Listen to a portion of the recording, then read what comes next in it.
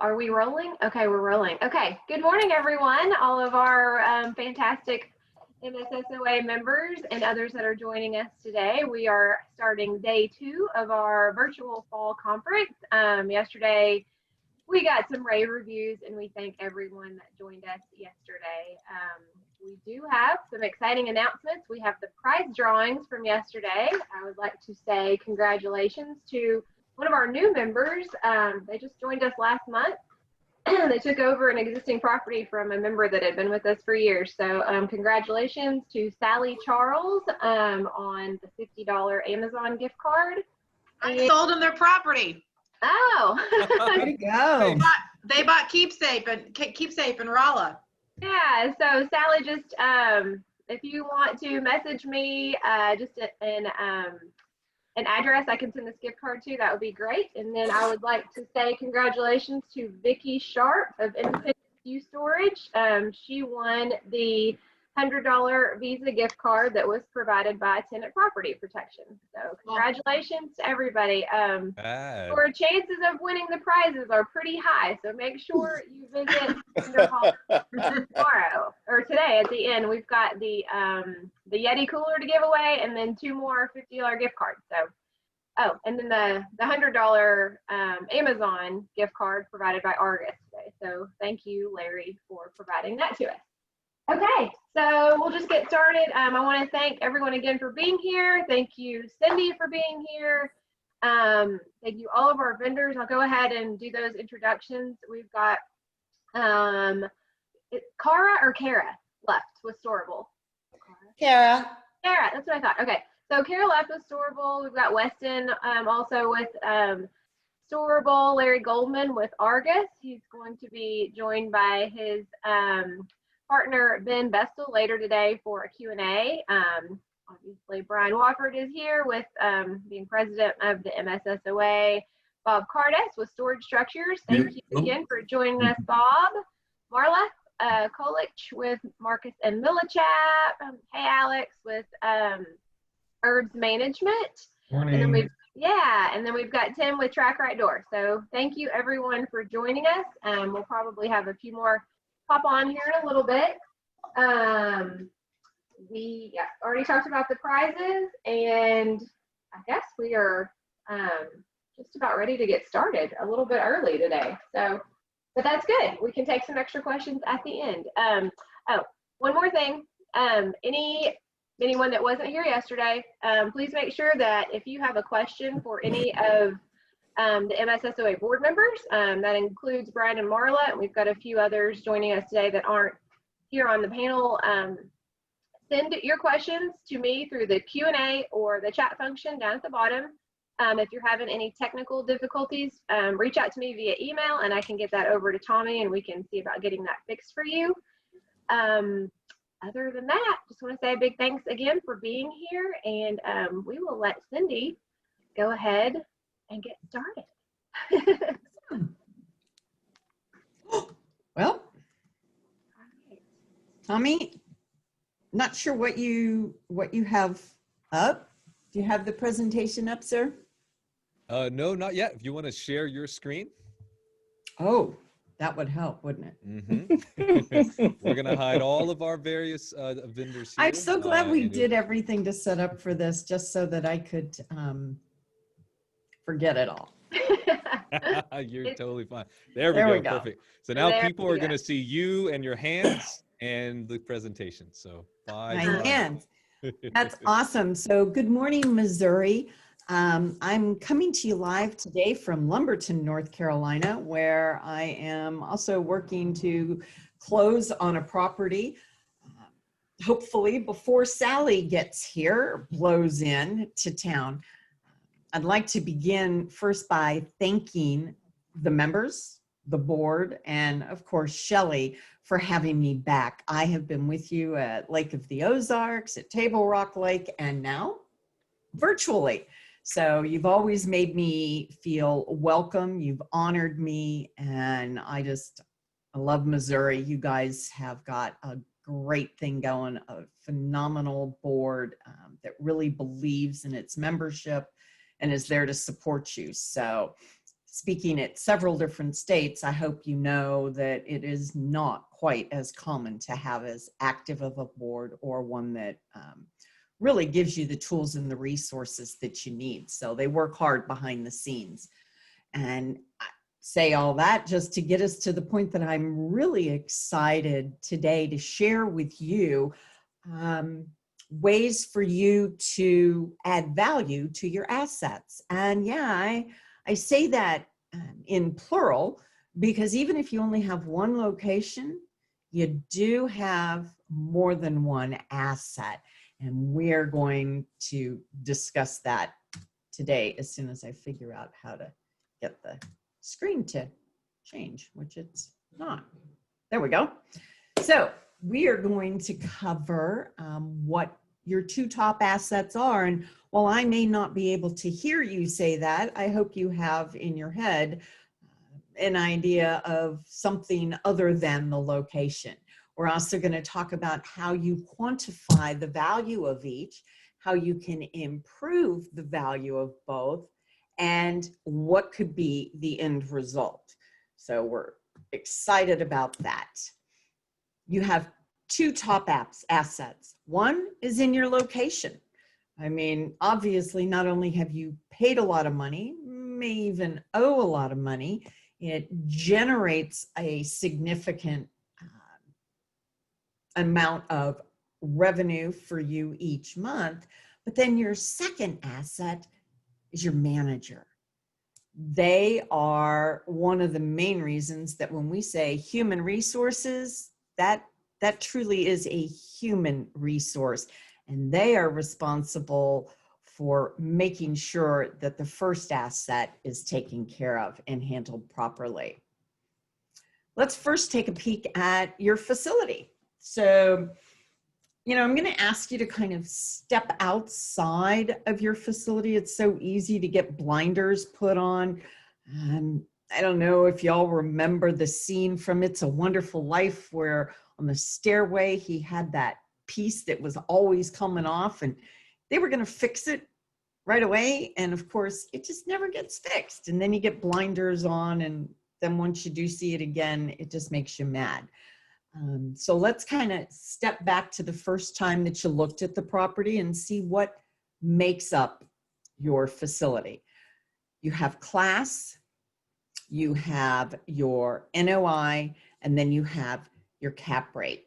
So under class, we have whether it's an A, B, or C class, and that is pretty much made up of the age of your property, the features at your facility. So do you have an electric gate?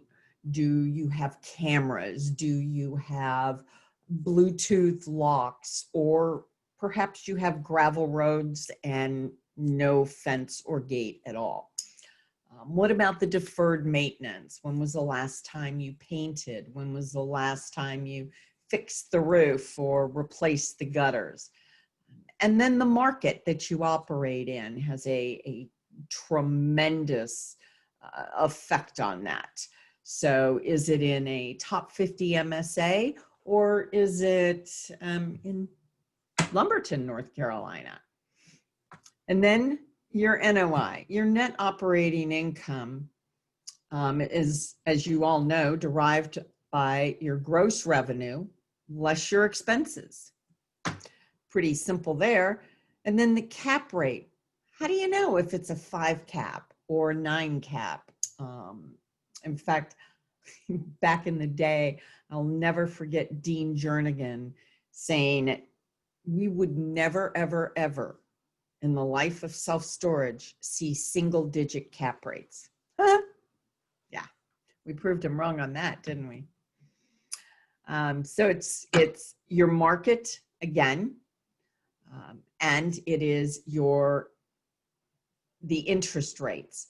One of the things that we're seeing today is the cap rate compression has remained, and primarily because the interest rates have remained low.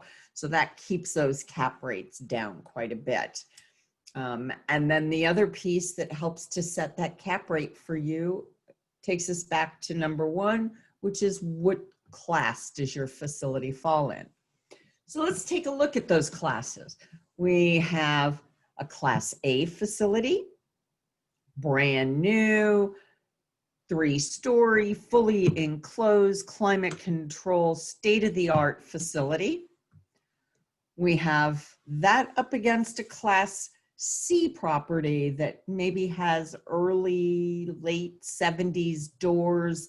The drive aisles aren't paved, and yeah, it doesn't even look like it really has gutters, nor does it look like anybody has, well, Mother Nature through oxidization may have painted those doors, but nobody else has. And then you've got a Class B facility, which is a traditionally built property, but does have some improved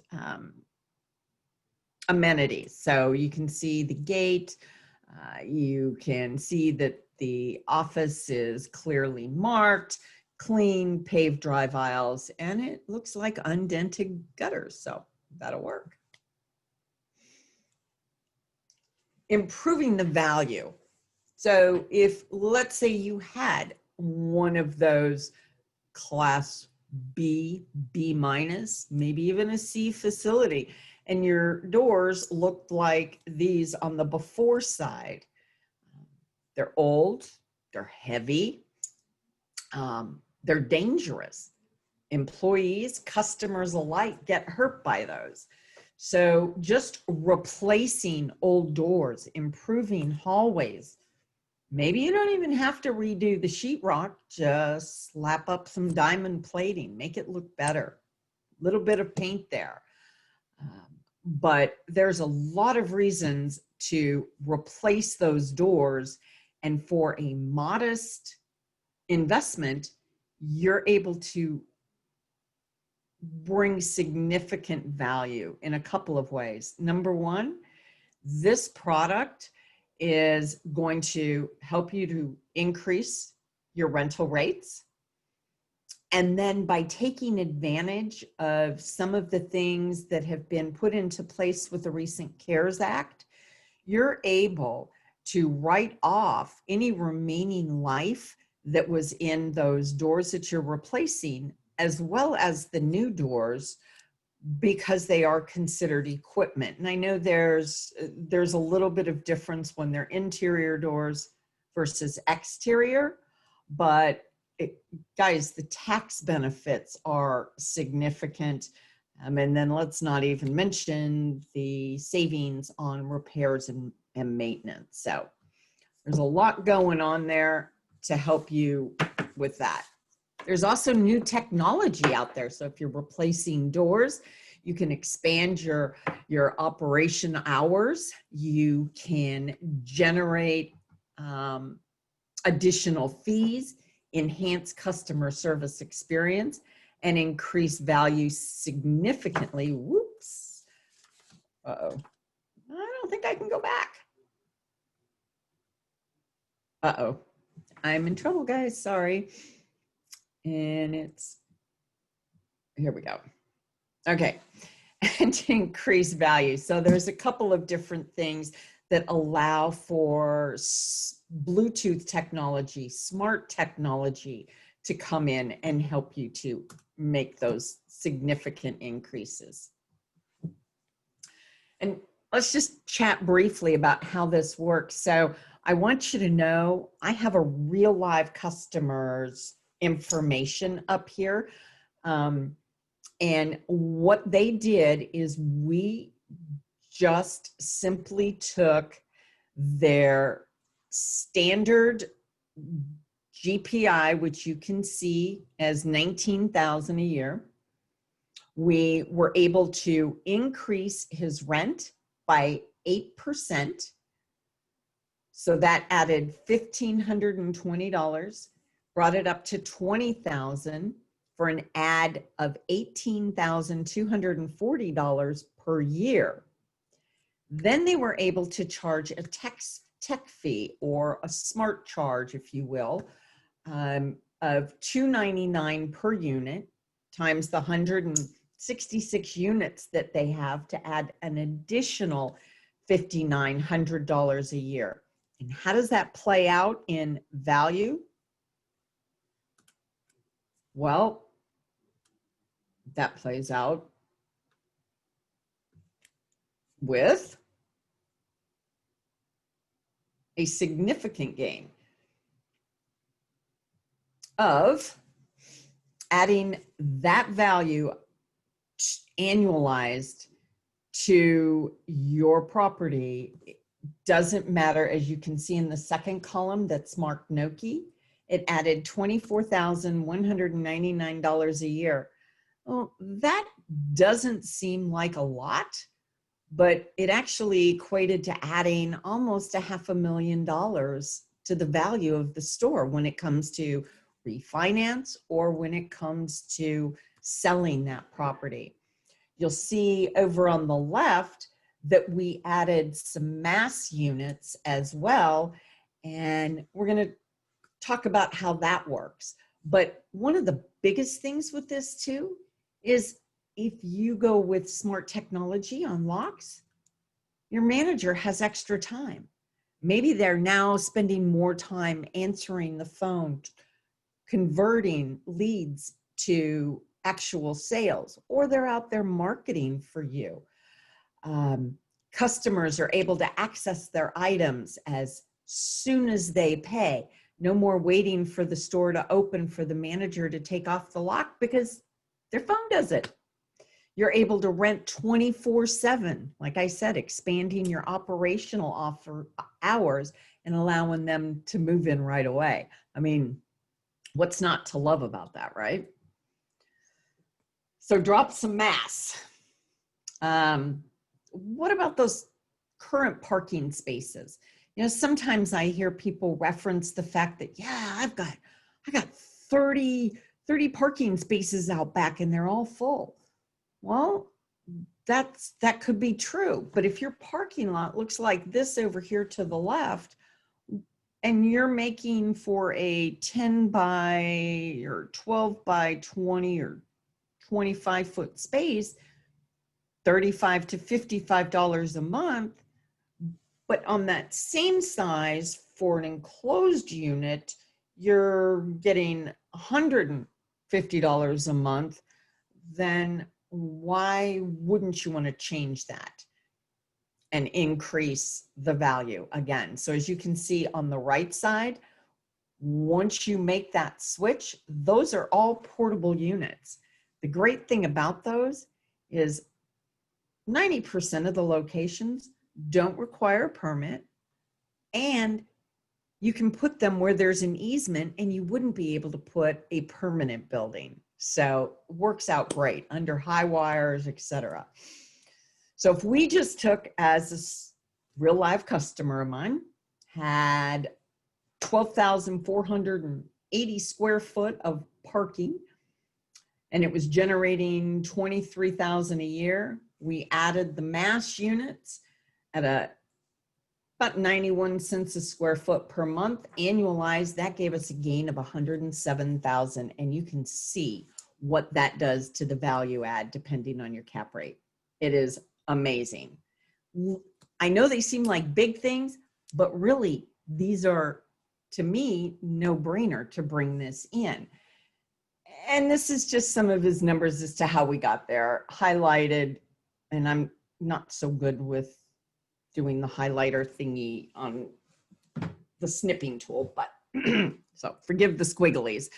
But highlighted there are his boat and RV parking spaces, and then what the average rate is per square foot. So it adds up. That's all I can say. Restore, rebuilding, replacing. Why is that important? Look at the top. The top was what the facility looked like at one point, and the bottom is what U.S. Storage Centers did after they acquired it. Pretty crazy, huh? Really brought that to life. So if your facility is aging, customers are going to notice. Potential customers are going to notice. Your manager is going to notice. You want to have something that everybody can take pride in. Remaining relevant in this competitive landscape is imperative. And as a for instance, there are a couple of locations that I went in to help consult with in Orlando, Florida, where the owner was just devastated. Revenues were off 20% year over. His street rates had declined in order to continue renting at all by 15%. It was, and he wasn't able to backfill. And he said, why? What is going on? Well, bookended were two brand new CubeSmarts, state of the art, and they were kicking his butt because he was no longer relevant in this competitive landscape. So guys, it's real. And sure, you can keep renting at that, or you can reinvest a little bit, bring the value back, bring the pride back, and bring the money back. So improving operations, optimizing space. Some of these facilities that were built back in the 80s, the early 90s, the makeup of the market was a lot different. So the unit sizes were based on what the customers were doing then. Perhaps it was more transient, and so they were smaller spaces, or so old you had a banker's mix with lots of little spaces, and now everybody wants the larger ones. Take a look at those. And if you'd like me to, please, at the end, you'll have my contact information. We'll talk, you can reach out, and I'll be happy to take a look at that and make some suggestions at no charge. Customers are going to pay for more secured units in a safer space as well as a cleaner space. So let's get a big chunk of some of that project money back again at tax time and increase those rates. Yeah, this just gives a little overview of how, what Janice calls Janalytics, and how it actually increased the value after the capital cost on door replacements by over $500,000, which is significant. And that's after costs. How else can you boost the value? Are you doing ancillary sales? Are they displayed properly, and are you actually selling them? Whether you're selling tenant protection, property protection, or you're selling insurance, either one, again, boosts that top revenue line, and just it in and of itself is going to boost the NOI. So we also talked about your manager, and I don't know how many managers are in here, but I want all of you that are managers to know I started in my career as a manager. And yeah, it was a long time ago, but I feel your pain. What I really want you to know is that doesn't have to be the end. There are ways to grow in this industry by learning, by networking, that can take you to, okay, maybe Lumberton, North Carolina, where you're going to be an owner. I have been places that I never thought I would be just because of self-storage. So you managers or owners, your managers, have a few different areas that they can work on, but what brings their value to start with is their personality, their skills, and their knowledge. So let's unpack that for just a minute. Personality, where does that come in? Marketing would definitely be one area. I don't think you want somebody who, oh gosh, I gotta use one of my dad's terms for some reason that's coming to my head right now, of an old curmudgeon. But you know, who do you want out there in the marketplace, meeting with realtors, meeting with apartment owner or managers, and if they're to walk in there and just, hey, we got storage units, come rent them, it's probably not going to work. You need a little bit more pizzazz in that personality. So You're looking at that. Personalities needed for customer service. Personality feeds into reliability. Do they actually open the door and get the money to the bank on time? You know, can you count on them to take the locks off, put the locks on, clean the units?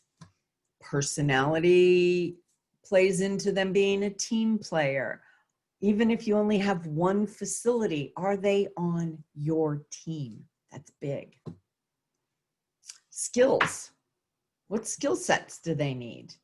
Communication, sales, organization, basic maintenance. You know, is the screwdriver, is it a plus or a minus? You know, we got to know a little bit.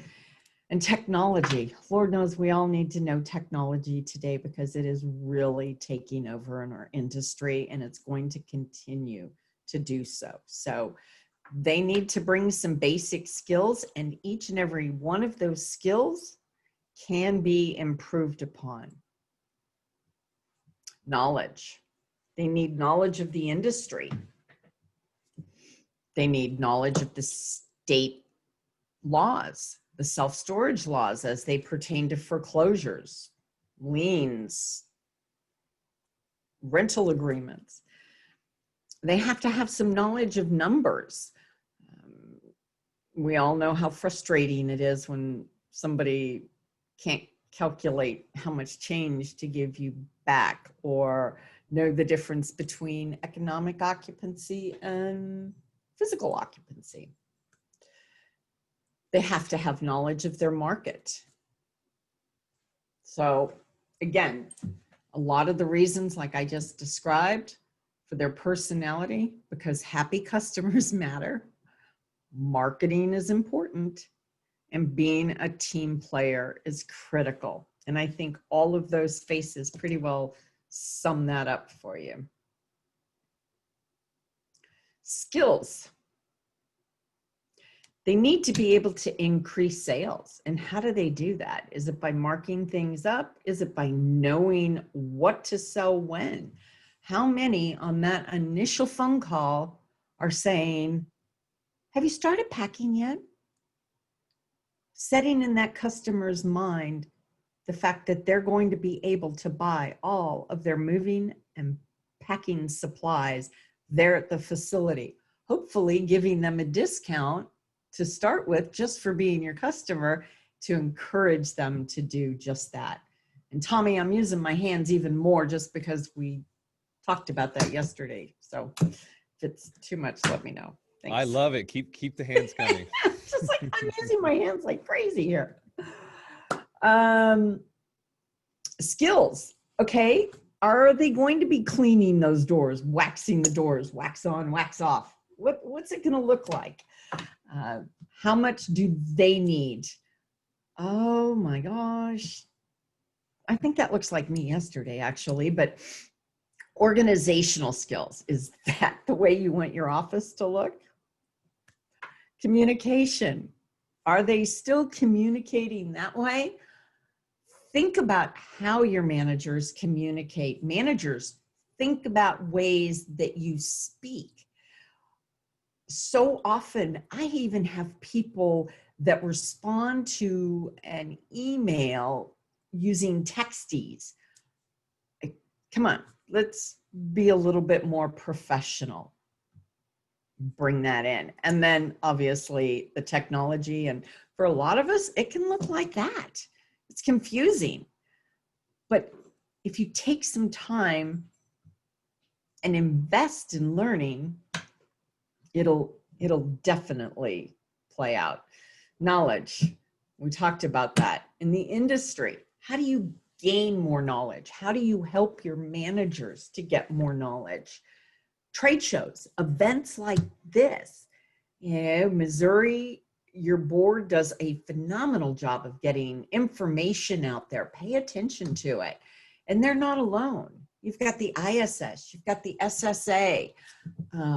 My gosh, on Facebook, I saw just the other night that I had a ton of follow me's on different groups in self-storage on Facebook, and they're all talking about, how do I do this? What if I do that? Be a part of some of this. It is, it's important. And there's a lot of us out there, like myself, who even after over 25 years in this industry, yeah, guess what? I learned something every single day.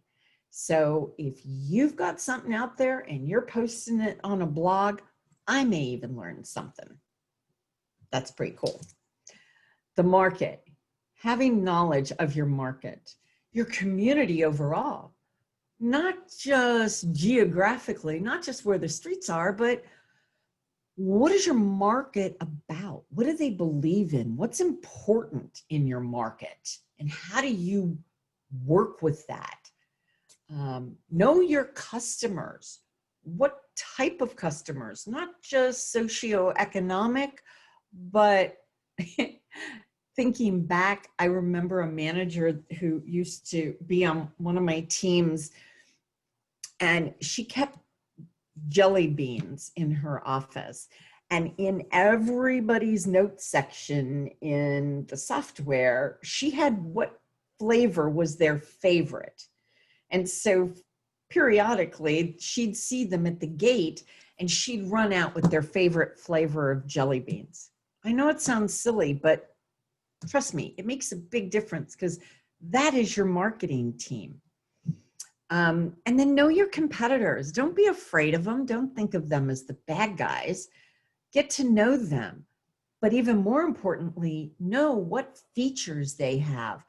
Know if they've got paved roads. We're not going to speak negatively, but we are obviously going to really highlight areas that we know outclass our competitors, and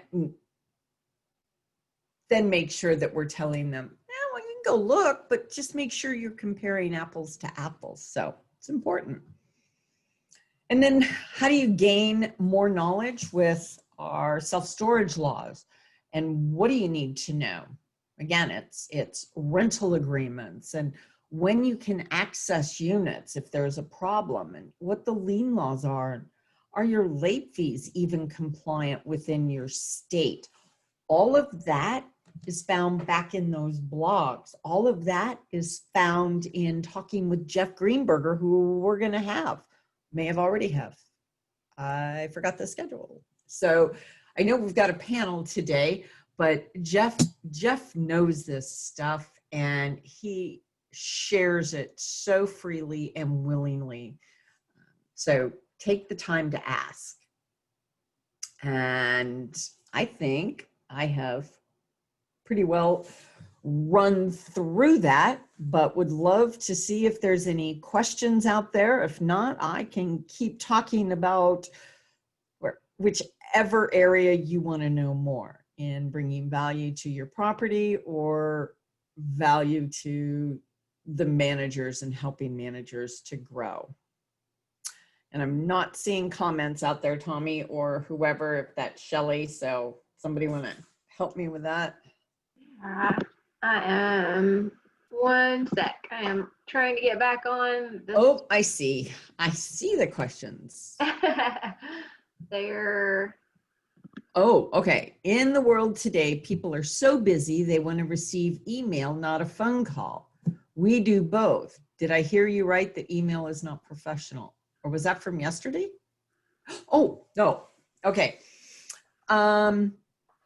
So email is professional, but what I mean when I say that is make sure that the way that you're responding is professional. Don't speak in texties or, hey there, yeah, man, we got this, your unit's overlocked, you know, pay up or we're just going to sell your stuff.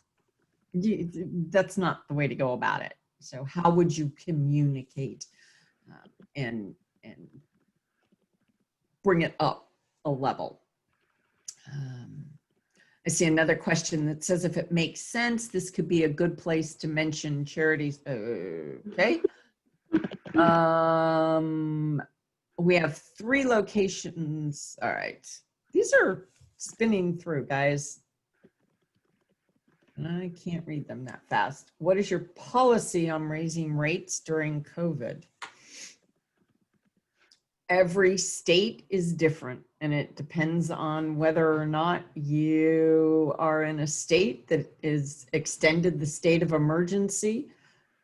But I would never recommend raising rates more than 10% anyway, and 10% seemed to have been the threshold. But I would definitely check with your local statutes for that. I love the information on management. Nikki, thank you. Thank you. I like management, love management, and I hope everybody out there, owners, vendors, everybody realizes how important the managers are and helping managers to grow in leadership to team leads, district managers, owners, consultants, and speakers is definitely one of my passions. So reach out to me and I will be happy to assist you in any way I can. Okay. I think that was the questions. Shelley, Tommy, am I missing?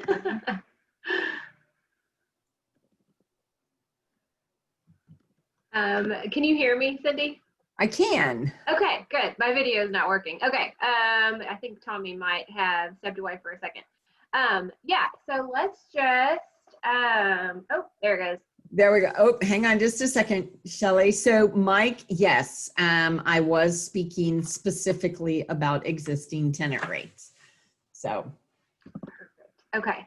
Yes. There was a question you took just a second ago about, and I heard you answer something about you're not sure, you'd have to see about the state, I think.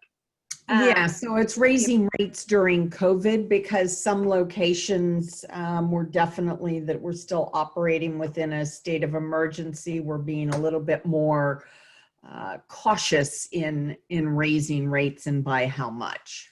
Okay, Brian, you want to take that?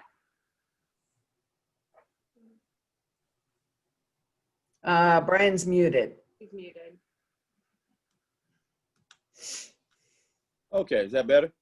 Yes, there you are.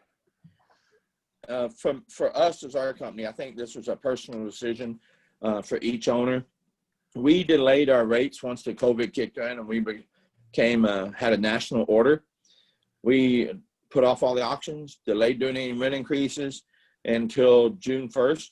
And in June 1st, when a lot of the smaller things were lifted, we went back to it. Now, there was no law, no rule, no order that we had to do that. For us as a company, it was just seemed the right thing to do because of the fact that so many people were out of work. So many people were having trouble meeting their bills. And as Ms. Ashby just said, I mean, if you look at a marketing standpoint and you look at the way that you really seem to care about your community and you're helping to give back to some of the people and not getting rid of their stuff and selling it when they're worried about how they're going to pay the bills. I think that was just a great way to come across as very caring, very concerned to our clients. Yeah. I know that at one point, Kansas City had their own, like some city ordinances about, I think it was more along the lines of evictions and not raising rates. But Right. As far as we know right now, from the legal information that we're getting, there are no restrictions at this point. No. And like Jeff was saying yesterday, it's just he can speak for what the governor has implemented, but he can't speak for your local city. So you definitely want to check there before you move forward with any action around that. So that's exciting. I got it right. Jeff won't have to hurt me. Yes, yeah, and I'm sure Jeff will have another few questions coming in later today. Well, you know, it's really interesting because, and why I really reiterate the locality being so important. I'm still traveling quite a bit. You know, we're deemed essential, so I'm all over. And a couple weeks ago, I was up in Ohio. Well, I went from Cleveland to Columbus to Cincinnati and then down to Lexington, Kentucky. And every city is different. And then every business is a little bit different. So some have a national, I mean, I don't care what city it's in. If you're going to Costco, you got to wear a mask. And in some cities, they don't care in the hotels at all. And others do. It's just, it's very different wherever you're at. Right. Yeah. So, and Shelley, I want to make one point to everyone. Guys, if you're not great at research, if you don't know for sure that you found all the local laws, whether it's a municipality or the county, please don't guess. If you're curious at all and you know you're not very good at it, call your attorney. Because a couple $100 for an attorney is a lot cheaper than making a major mistake and then having 10 of your clients sue you because you did the wrong thing. A couple $100 to $1,000 is not going to kill you, but making a mistake and violating the local ordinance, besides just the bad press, you're going to get sued. So be very, very careful. Sure. Good point, Brian. Yeah. I want to make sure we got to all the questions before we move on. I think we did though. Did we get to the one that from Marcia that says we have 3 locations and more than 1,000 units and only 22 vacant? She says we offer website rental and payments, kiosk rental and payment, plus phone rental and payments. With COVID, we don't have a lot of interaction with the tenant. We as managers do a lot of maintenance and keep the facilities clean. What do you suggest to fill up our unit? You only have 22 of them to fill. So my recommendation is raise your rates, get some people to move out, and keep filling. You don't ever want to be 100% full. What ends up happening when you're 100% full is then your marketing, it turns negative on you. For instance, Shelley may say, Cindy, man, I never thought I would need storage, and I know you have been storing items forever and ever and ever. What should I do? Where should I go? Oh, well, you know, I think you should go to ABC Storage where I store, because they're wonderful there. And they've got this great manager, Marcia Pope, and she's just awesome. Go there, but they never have any availability. Well, how does that work? Right? And if your people are sitting there and you're not generating some turnover, you're missing out on admin fees, increased ancillary sales, on and on. So it really, the pride isn't in being 100% physically occupied.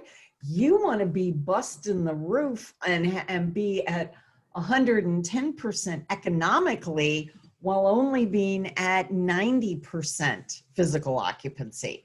So I always tell my managers, it's my job to get you down to 85, 87% occupancy. It's your job to get it back up to 92. Okay. Those are opportunities to raise rates. And if I was sitting at like 98% as you are, I'd be raising rates quickly. Okay, so we had kind of a funny question come in from anonymous attendee. I didn't even know this was an option, but anonymous attendee says, doesn't 100% full mean the manager gets to take a little longer vacation, question mark. No, but I think that's the point, is that I think a lot of managers probably have that perception that, you know, if they're keeping it 100% full and they've got really happy tenants and, you know, a happy owner, then, you know, maybe we do need to maybe push out a little bit of education on how to well, here's what I'm going to say. If I was your owner, you may have a longer vacation as long as your vacation didn't extend any further than your back porch, because I'm not going to be giving you a pay raise.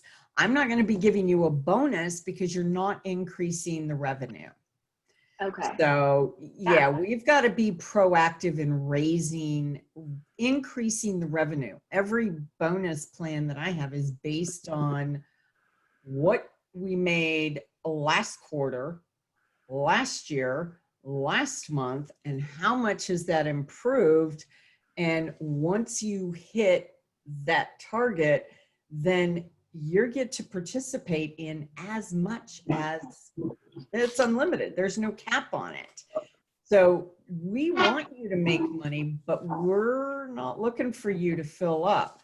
And if, again, 100% full, let's look at 100% plus in economic occupancy.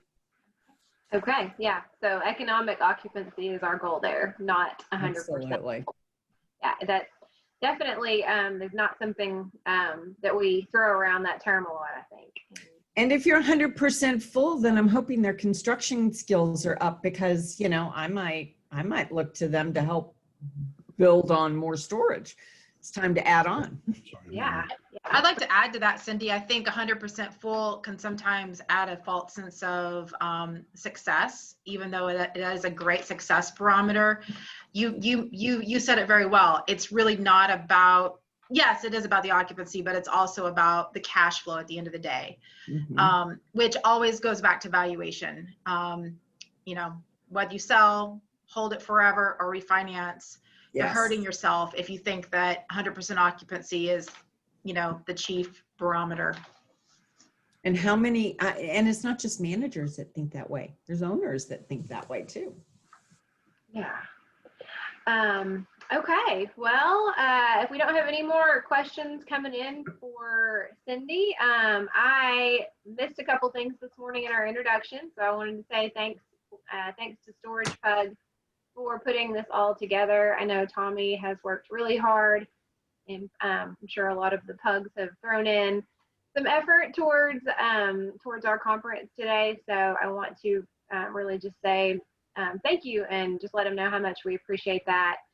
Also, I did not make an introduction for storageauctions.com today with Alana, and she has been with us since yesterday at 6 a.m. her time. So I feel really terrible about that. It's all right, Shelly. I'm not sure where, and she's not on my screen for some reason. I'm here somewhere. Here. Okay. Like the Brady Bunch on my screen. I know Alana had several of you visited her yesterday in the vendor hall, and I want to say thank you for that. It was, I think, much more successful than what we've seen in the past. Don't forget about those prizes that we have to give away after the vendor hall today. And that vendor hall is not open for very long. So as soon as we wrap up after the panel today with Jeff Greenberger and Cindy, thank you. And I think Tommy might be joining us for that. And then our president, Brian Wofford. We've got some really good questions that have come in the past couple weeks for them. And so definitely stick around and then join us for the vendor hall. So we were doing this yesterday, guys. We were running 10 minutes early, and then we were just late severely the rest of the day. So we're going to try, we're going to start Lonnie a little bit early and maybe have some time for some questions. And if not, that's okay. We just start our vendor hall early and give the prizes away too. So, all right, with that, Lonnie, welcome. You're on mute right now, but you can probably fix that. There we go. There we go. Welcome. How are you today? Good. How are you? Great. Glad to have you back. We added Alana onto the panelist. So if you would like to, ask her. I'm gonna leave pretty soon, so it's all right. I got the Arizona Association board meeting in a few minutes. So fun. All right. Well, we will. All right, Lonnie. I'll hand it over to you then. Yeah, it's good to see Alana. Her hair's grown a lot since I saw her last. With trade shows, we don't see each other. No. Anyway, thanks everyone, Tommy and Shelly and the board in Missouri. Glad you guys were able to put some project like this together. We're going to go over some timeline stuff today for the Missouri lien law. And okay, is that up, Shelly? Are you still seeing the slides on the side, or am I doing a slideshow now? You've got slides on the side and the picture format. So Okay. Well, we see Pete and his new baby there with his beautiful wife. yes. Yeah. Okay. Well, I hit the slideshow and the slides on the side aren't going away. So I don't know if Tommy wants to tell me something different or we'll go like this. I think it's fine like this. Okay. Well, Pete was supposed to be with you guys today, but as you can see, he had a baby.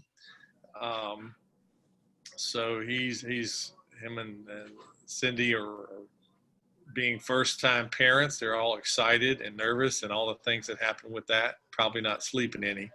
So you got me. I'm driving from Louisiana to Albuquerque today. And so I am stopped in at a Hilton because that's where we do our trade shows at. And I'm using their business area and we're going to do a Zoom meeting. So the Missouri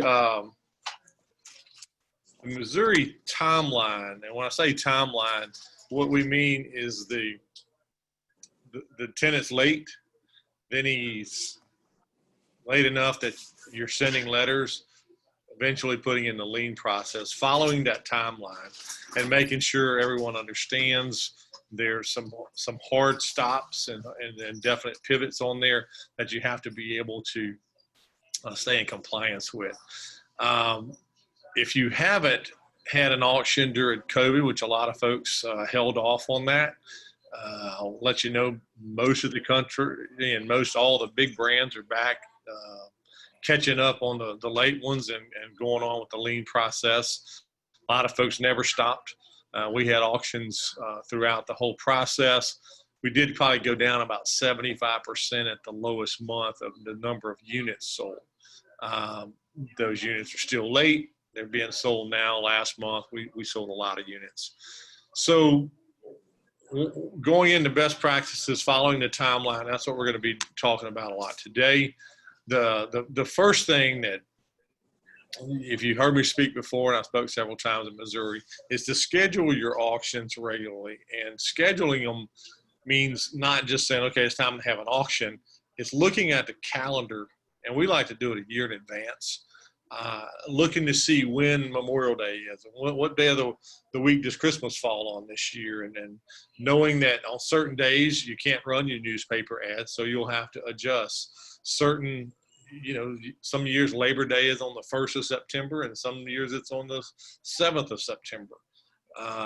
You don't want to have it on the big holidays. We think that's not a best practice. So if by looking far enough in advance, you'll have to slide backwards if you're picking your auction day, when the newspaper has to go, when the letters have to go. And we're going to give you some visual cues on that here in a bit that will hopefully make what we think is maybe the second most confusing lien law in the country. Missouri, followed behind South Carolina, who we still rank as the most confusing lien law in the country. We had our team go over your law with multiple sets of eyes, our attorneys. Inside our process as an auction company, we have tools that kind of help guide through this, and we wanted to make sure we understood it.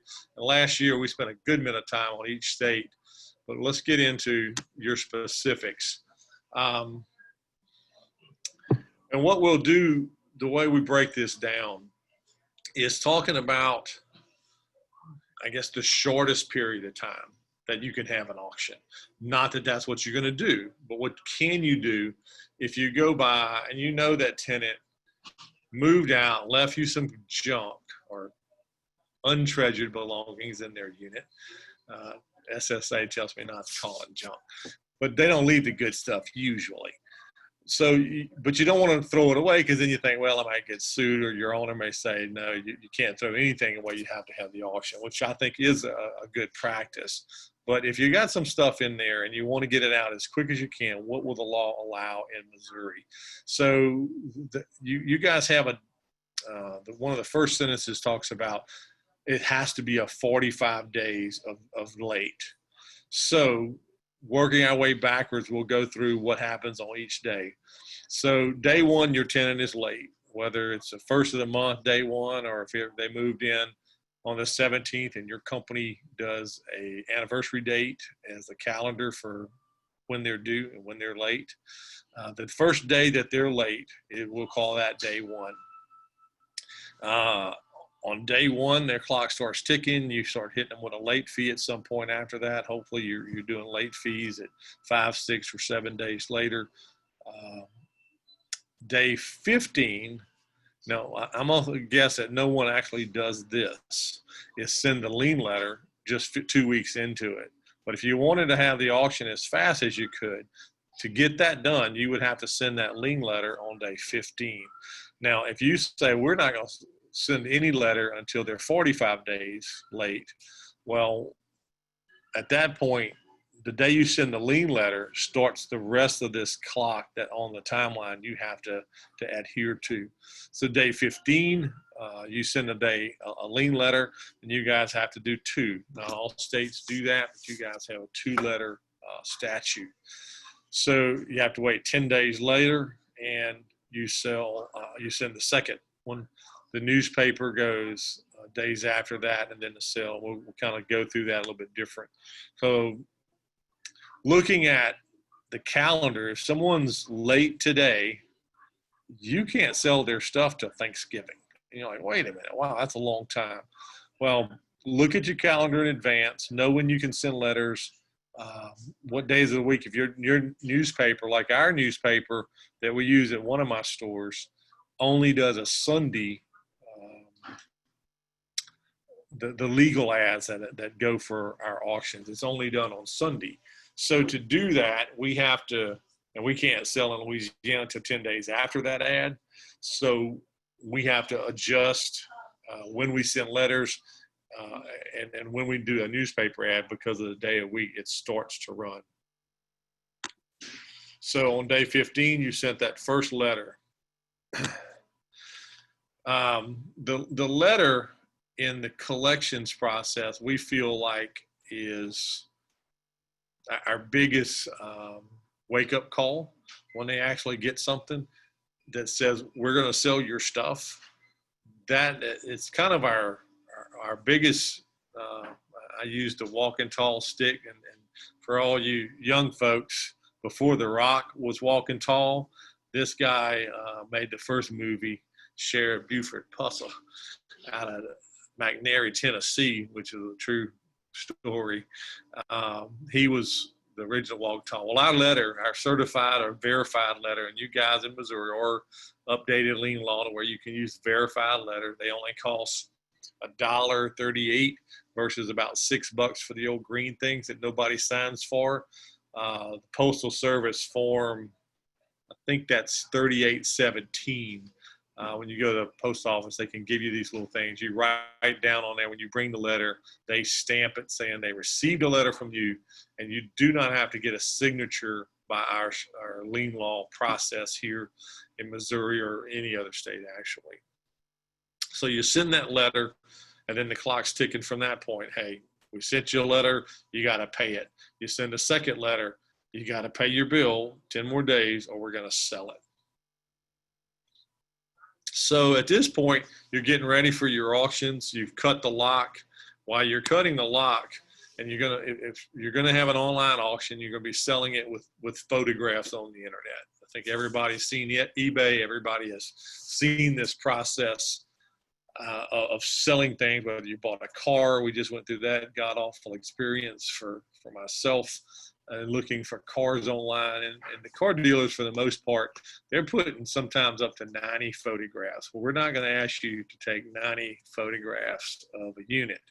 We are going to ask you to put about 7 or more, trying to get different angles. And there's some best practices that, since you're in the unit, to cut the lock, to make sure that unit wasn't cleaned all the way out, swept out, to where there's nothing to sell. You cut that lock. So talking about pictures, if you hold your phone up, like most people take photographs now, because we use our thumb to take a picture instead of sideways like the one on the right called landscape.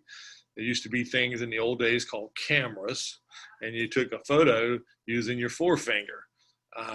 Software still prefers a landscape layout for your phone and your photograph. We think it's best practice, even though sometimes our doors are narrow, to go ahead and turn your phone sideways and have a landscape type setting on that photograph. I'll skip one. So best practice, we like to show the full unit, step back, door to door, floor to ceiling. Whether you use the photo with the number in it on the website, or you take two photographs, one showing you, okay, this is unit 214. Maybe you step up a little bit closer and crop out 214 if you're uncomfortable putting what unit number on there. Most folks show it, doesn't matter. Nothing addresses it in the lien law, but you know, okay, this is the unit 214 that I'm about to sell. And all the pictures after that, until I get to a new unit with a different number photo, this is all in there. So managers say, well, that shows everything in the unit. Well, it really doesn't. So we're going to go through how to get to 7 in a pretty quick way. So if you break that unit up into quadrants, maybe step up, zoom, turn the flash, take a picture in top left, top right, bottom left, bottom right, you're already at 5 photos. And we're looking for at least 7. So wow.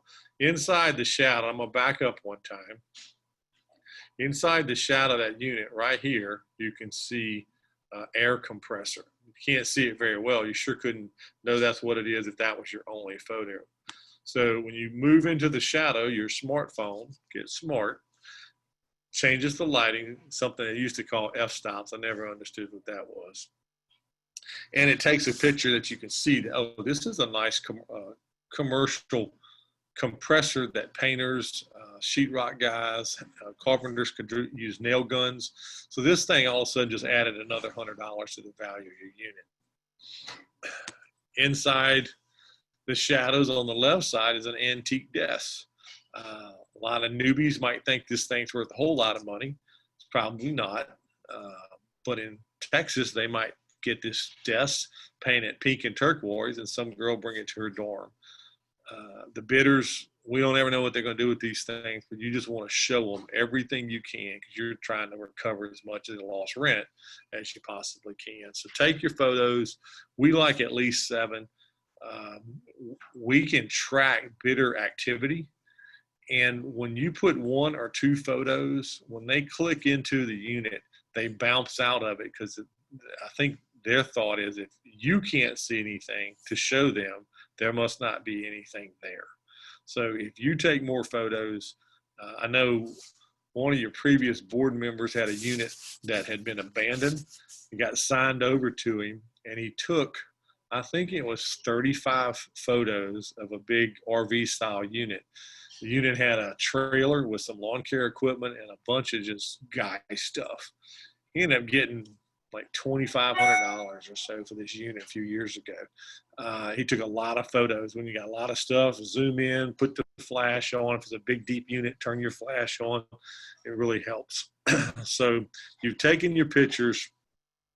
When you take your pictures, if you're doing an online auction, you can start building that auction and putting the pictures on the internet for the bidders to see.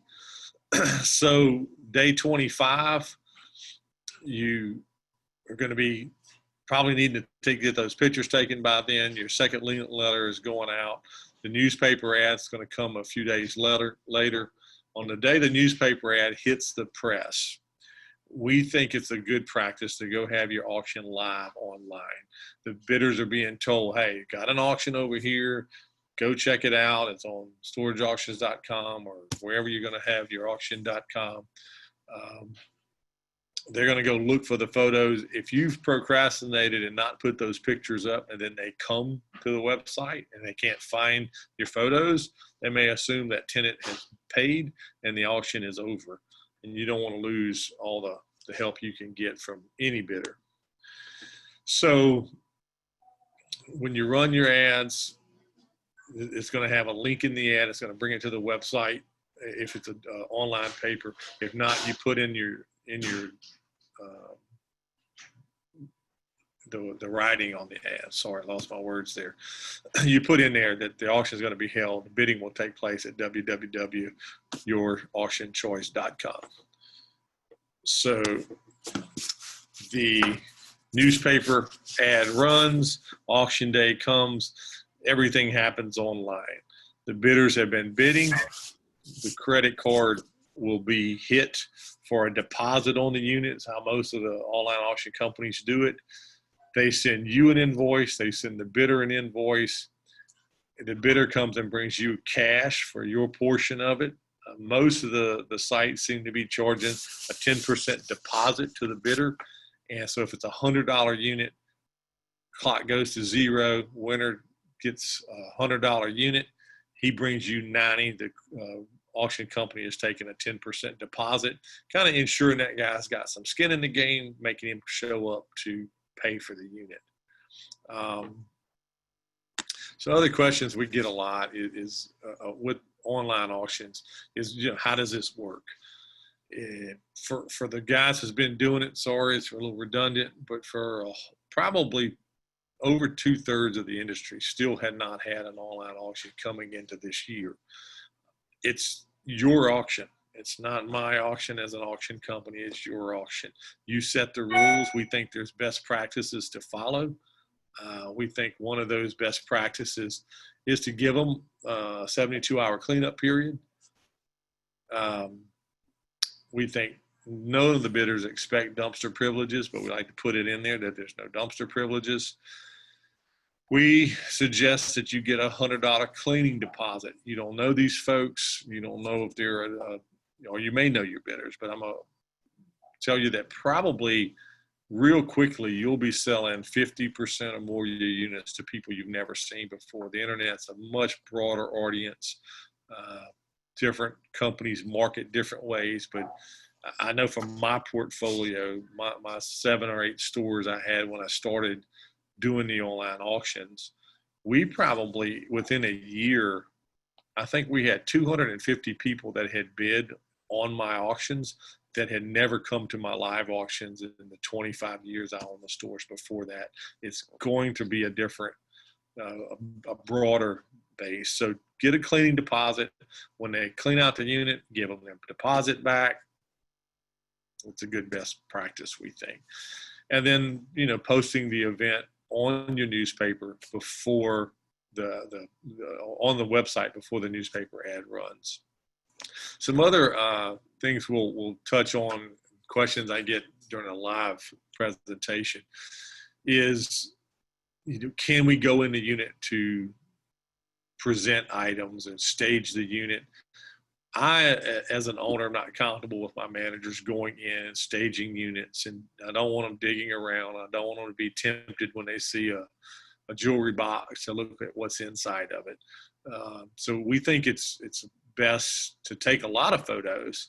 Scott Zucker said a lot of times that, and I think I've heard Jeff say, if you need to take a step in there to take a picture because there's a giant freezer blocking the view of a set of golf clubs that's right behind it, you can take that photograph. Just don't go into the unit and dig around. We don't think that's what our managers need to be doing. Your store, your auction, do it how you want. We had one guy got a toolbox, giant toolbox, a big roll around Snap-on, and took it and opened all the drawers and spread the tools out. He got a lot of money for it, but man, the bidders, they were calling left and right thinking that we were stealing all, or the owner or manager was stealing all the stuff from there. So as your store, your rules, these are some of the best practices. Missouri, I think Missouri followed the traditional show me state approach. I won't say that it was out in the front of the curve, but for at least 5 years now, there's been a lot of online auctions. It works tip to tip on the state. We do a lot of large market and small market. Red Dot's got stores all over the state. It's worked really, really well in all the different markets that we've been in for 5 years now. So if you have units that have been building up, don't sit on those units, be ready. That's something, I have property in Lake Charles where the first hurricane hit a few weeks ago. All the store owners, I know most everyone in the city that owns stores there. And I knew a few of them, quite a few actually, that hadn't had auctions because of COVID yet. Well, now every unit within 70 or 80 miles is rented of that town. But some of the guys were sitting on 30 and 40 units that they hadn't got around to having their auction. COVID's a little bit unique. You make your decisions on how you handle that. I personally think if someone's not paying their bill, at some point you've got to get rid of their stuff. But be ready when the next, I guess they call it natural disaster, forces people to need your service and you got a deadbeat in the unit. Don't be caught to where you can't go to the 100% occupancy that we want to get to and at full street rates, not having to free months and discount wars and all that kind of stuff. Be ready. Schedule your auctions on a timely basis. It's super simple. On online auctions, you can do it with just one unit. You don't have to wait to 3 or 4 or 6 or 7 units. You don't have to wait to the auctioneer schedules to come through your city anymore. It's a new day. It's been working great. The national SSA has got it put into the lien law languages on almost all the states now. The states aren't pushing back. It's how we do our business with everything else we do in life is online. With COVID, it's even got me shopping some online, and I didn't think I'd ever do that because I'm an old grouchy old guy. So I don't know if anybody's popping some questions in. And Shelly, if you've got anything else or want to ask questions on the timeline, I think we have a couple minutes left. Be happy to do that. Yeah, we've actually had several questions come in, so I can start. Let's see. Jennifer Schilling says, well, it's kind of a statement more than a question. I think Missouri is now legal ads are 10 days before the auction. Yes.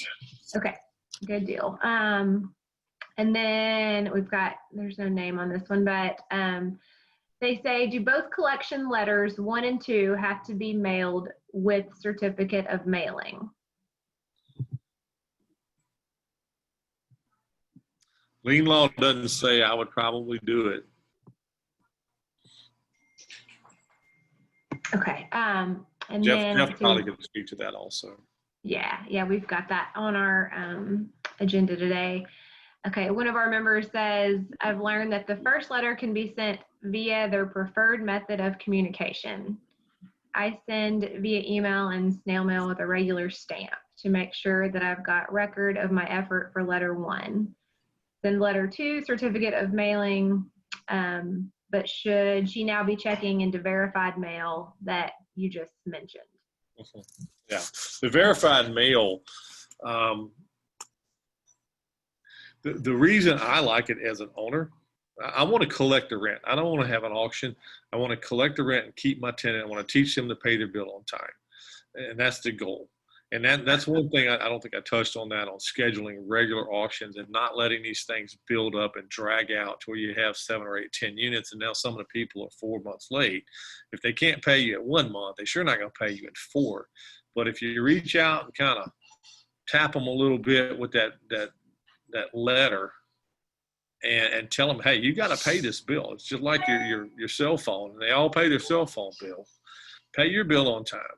So send that earlier, and you're going to have more people that pay their bill and stay as a continued customer, storage customer.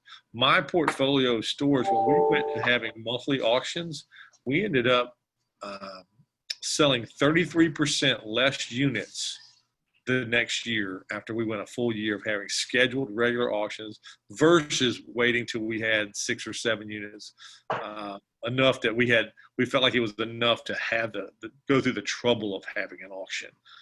Now we use the auction process as a collection tool, and with the ability to have an auction with just 1 unit online, it now truly becomes a great collection tool. Okay. That'll make sense. Yeah, I think we've got maybe 4 or 5 questions more. Okay. Lonnie, in your experience, what percentage of units rented end up going to auction? How many per 100 or how many per 1,000? Going back to Jeff's talk yesterday regarding bankruptcy, what percentage of those that go into auction have the threat or actual filing of bankruptcy by the tenant? Loaded question. I'm gonna give some statistics that are really studied by some of the larger operators we do work for. I'll say that the number of units per 100 tends to move based on the manager and based on the management company and their collection process. Didn't touch on it today because we were focused on timeline. The best way to collect is by text. If you're not doing that, text your customers. They feel like you catch them, where they can hide from that letter and not open that letter and not sign for that letter, because nothing comes good with a green sign card on it. But when you text them, they're like, oh God, I got to go pay my bill. So we feel like that's a great tool. The number it's really hard to drill down on a per unit. What we're seeing is most of the stores that run into 400 to 600 unit facilities are actually selling about 2.5 units in a month. My better operators are under 2. And I say they're better because collections is, for some of them, it's just a giant focus. Some of that's demographics. My store and my brand, we've got multi-story climate, first in Maine by the hospital, the interstate, and the mall. Well, we don't sell a lot of those. Those people put it on auto pay. And, I think last month at a pretty large all climate store, we only had $500 in cash collected because everybody's on credit card. They paid their bill. Same brand right down the road. I wish it was that way there. We have a lot of collection work that has to be done each month. So it's really hard to give a hard number because it's site and manager and management company process. But if it's more than 6 or 7 units a month, unless you're over 1,000, you probably have some room to help on your collections techniques and processes. Is what I would say on that one. Yeah. Okay. And do you guys have some, I feel like I've heard you speak on that before, collection processes. Yep. I think, yeah, it was either you repeat. Yeah, we would love to add one of those presentations to our member resources on our website if you can send that to us. Okay, a couple more questions for you. All right. And I'm glad these are coming in because over the past 3 or 4 months, we have, me and the board have been inundated with online auction questions. So I'm glad these are coming in now, and I'm glad we can get these answered live. Okay, so this comes in from Mike. I heard about a new bill that lets us advertise online only. We've historically been required to put an ad in a physical paper. Anyone have info on this? I haven't looked at the spreadsheet. I work with Joe Daughtery, SSA National Attorney, and a lot of times we'll give them supporting data when they're trying to argue for different changes to lien law. Obviously, we have a lot of data. I forget the exact number. It's not halfway yet on the newspaper ad getting thrown away. The newspaper ad is totally a waste of our money. People don't read an ad and say, oh, my little nephew Johnny didn't pay his rent. Let me run over to the storage place and I'm gonna pay his rent for him. And it's not like Johnny don't know he didn't pay his rent. Like he didn't get a text, he didn't get an email and a phone call. It's just not, when that was put in the laws, most of them in the 80s, there wasn't an internet. Al Gore hadn't invented it yet.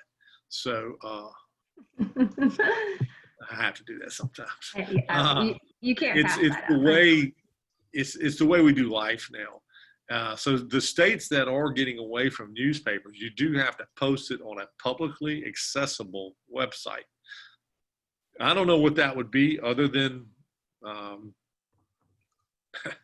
who knows, maybe Facebook would even count, but we have a place on our site. It's free. You post the same kind of words you put in a newspaper. Unit 212, little Johnny unit. It's got household goods, a bicycle, a welding machine, and a barbecue pit. And it's there for the world to see. The bidders do go look and see because they're looking for any additional information. The sophisticated guys that do this for a living, they're looking for any clues that maybe the photos don't really show. Maybe in the description, you might put a Lincoln welding machine, and the picture just shows a red box on the floor that they, maybe it doesn't show the name. So sometimes, it'll give the bidders a little bit more information. The more that it's online buying, everything you can do to give them information is a good thing. And it's free. I agree with that. This question comes in from Barrett Glasscock. When is a unit considered abandoned in Missouri? Well, if little Johnny's cousin's an attorney, never. That's not funny. I shouldn't have laughed. There's a large operator in Missouri. I kind of wish they would make a call sometimes to say it's abandoned. I've seen them put the top half of a plastic Christmas tree, not the whole tree, just the top portion, in a 10 by 20 was left in the unit, and they still had an auction. That makes my website look bad. I can't hit my average numbers on the top half of a Christmas tree in a 10 by 20. But if it's an old chair, might look like an old chair to you, might be an antique chair that's worth something. It's so simple to have the auction as an owner. I mean, unless it's literally just trash left on the floor, it's just easy to throw it on the website, get it done legally, and be done.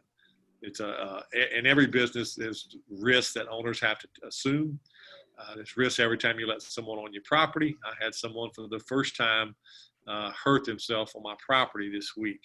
Somehow or another, they were in the unit and they cut their Achilles tendon inside the unit. That hurt. We don't know how the unit caused that to happen, but he wants to know who my insurance is. So unless I don't let people in their unit, I have a risk when I do that. And you take a risk when you deem something abandoned. If you look at my website, there are units all day long that I think are abandoned junk. And some of them will sell for hundreds of dollars because things in it that mean nothing to me. And most managers and owners see so much leftover mess in these units that it kind of all looks like a mess. The bidders see different, and sure as you sell it, I always joke around that stack of clothes hangers that we throw away, she'll say that was given to me by Elvis when I used to work for him, and that's Elvis's coat hangers, and they were worth $1,000 each on eBay. Yeah, it's a call you got to make, but it's so simple to have your legal auction. I think it's a good practice. Well, and Jeff Greenberger was talking about yesterday, the guy that had the Burger King Whopper wrappers, and he kept saying it so fast it took me a second to figure out what he was saying, but the Burger King Whopper wrappers, and they had hundreds in there, and his customer thought it was trash, and then come to find out that the tenant collected each Burger King Whopper wrapper for years and years and years, and it was a collection. And the only way that his tenant got out of trouble with that, or his customer got out of trouble with that, was that they couldn't find anyone else, I guess, in the world that collected Whopper wrappers. So it was then deemed not a collection. And I've also had a manager give me an interesting perspective on what they think is things that need to be cleaned out and not. Owners and managers look at items in the units as work for them, right? So you're going to have a different perspective looking at that than someone seeing really anything in those units as opportunity and income. And so when you kind of shift your perspective to that just by being that different person, you kind of, that is, I guess, more of an opportunity and not. One of the very large unmanned stores, the kiosk call center run facilities, which, so there's several people, some in Missouri, some all over the country that are actually putting together big portfolios without managers. And they have maintenance guys. The maintenance guy will tend to cover between 8 and 10 stores, depending on how far apart they are. Well, the maintenance guy's figured out if he takes a few pictures and puts it on the internet, maybe somebody will pay for $20 and come get that stuff for the one thing that's good left in it, and he doesn't have to clean it out. And I've tried to have talk with those people about quitting putting so much junk on the website, because they do hundreds and hundreds of units, and probably, I don't know, probably 25 a month that I'm like, that's just nothing. But of those, some of them sell. And when they do, the maintenance guy just kind of smirks and like, okay, we got $20 and I didn't have to do the work. So for the managers, you know, cleaning out a unit is a lot of work. So if you can get those bidders to bid on it, that's something that helps out the store manager for sure. Right. Okay, last question, and I've got a couple more that I'll send over to the panel at the end of today. From Doug Esser, what is the difference between storageauctions.com and your competitor's storage treasures? What are the benefits using one versus the other? Am I allowed to answer that? I think so. Okay. I'm going to allow it. That's not part of the educational process, but maybe. We're the newest guys out there, and when you go do a search in your area, it says storage space auctions near me. Google puts us there first. There's a reason. Our site is fast, it's new. We market more than any of our competitors, and really more than all of them combined. We have more internet ads than anybody out there. We buy blanket space in places that the bidders go, and we have pumped the internet full of ads for years. Google ranks us first, and we hadn't stopped that. And so we like to think if you want to sell your stuff, they got to go past my site to get to anybody else's. And then our timeline guarantee, I talked about it yesterday, where we do a digital audit of these days and when your manager did something, kind of assuring that you don't have a timeline issue and get sued because you didn't get your letters out the right days and didn't get your newspaper out far enough in front of it. All of that's free on our site. Love for you to check us out, come by the trade show booth, and we'll show you what we do.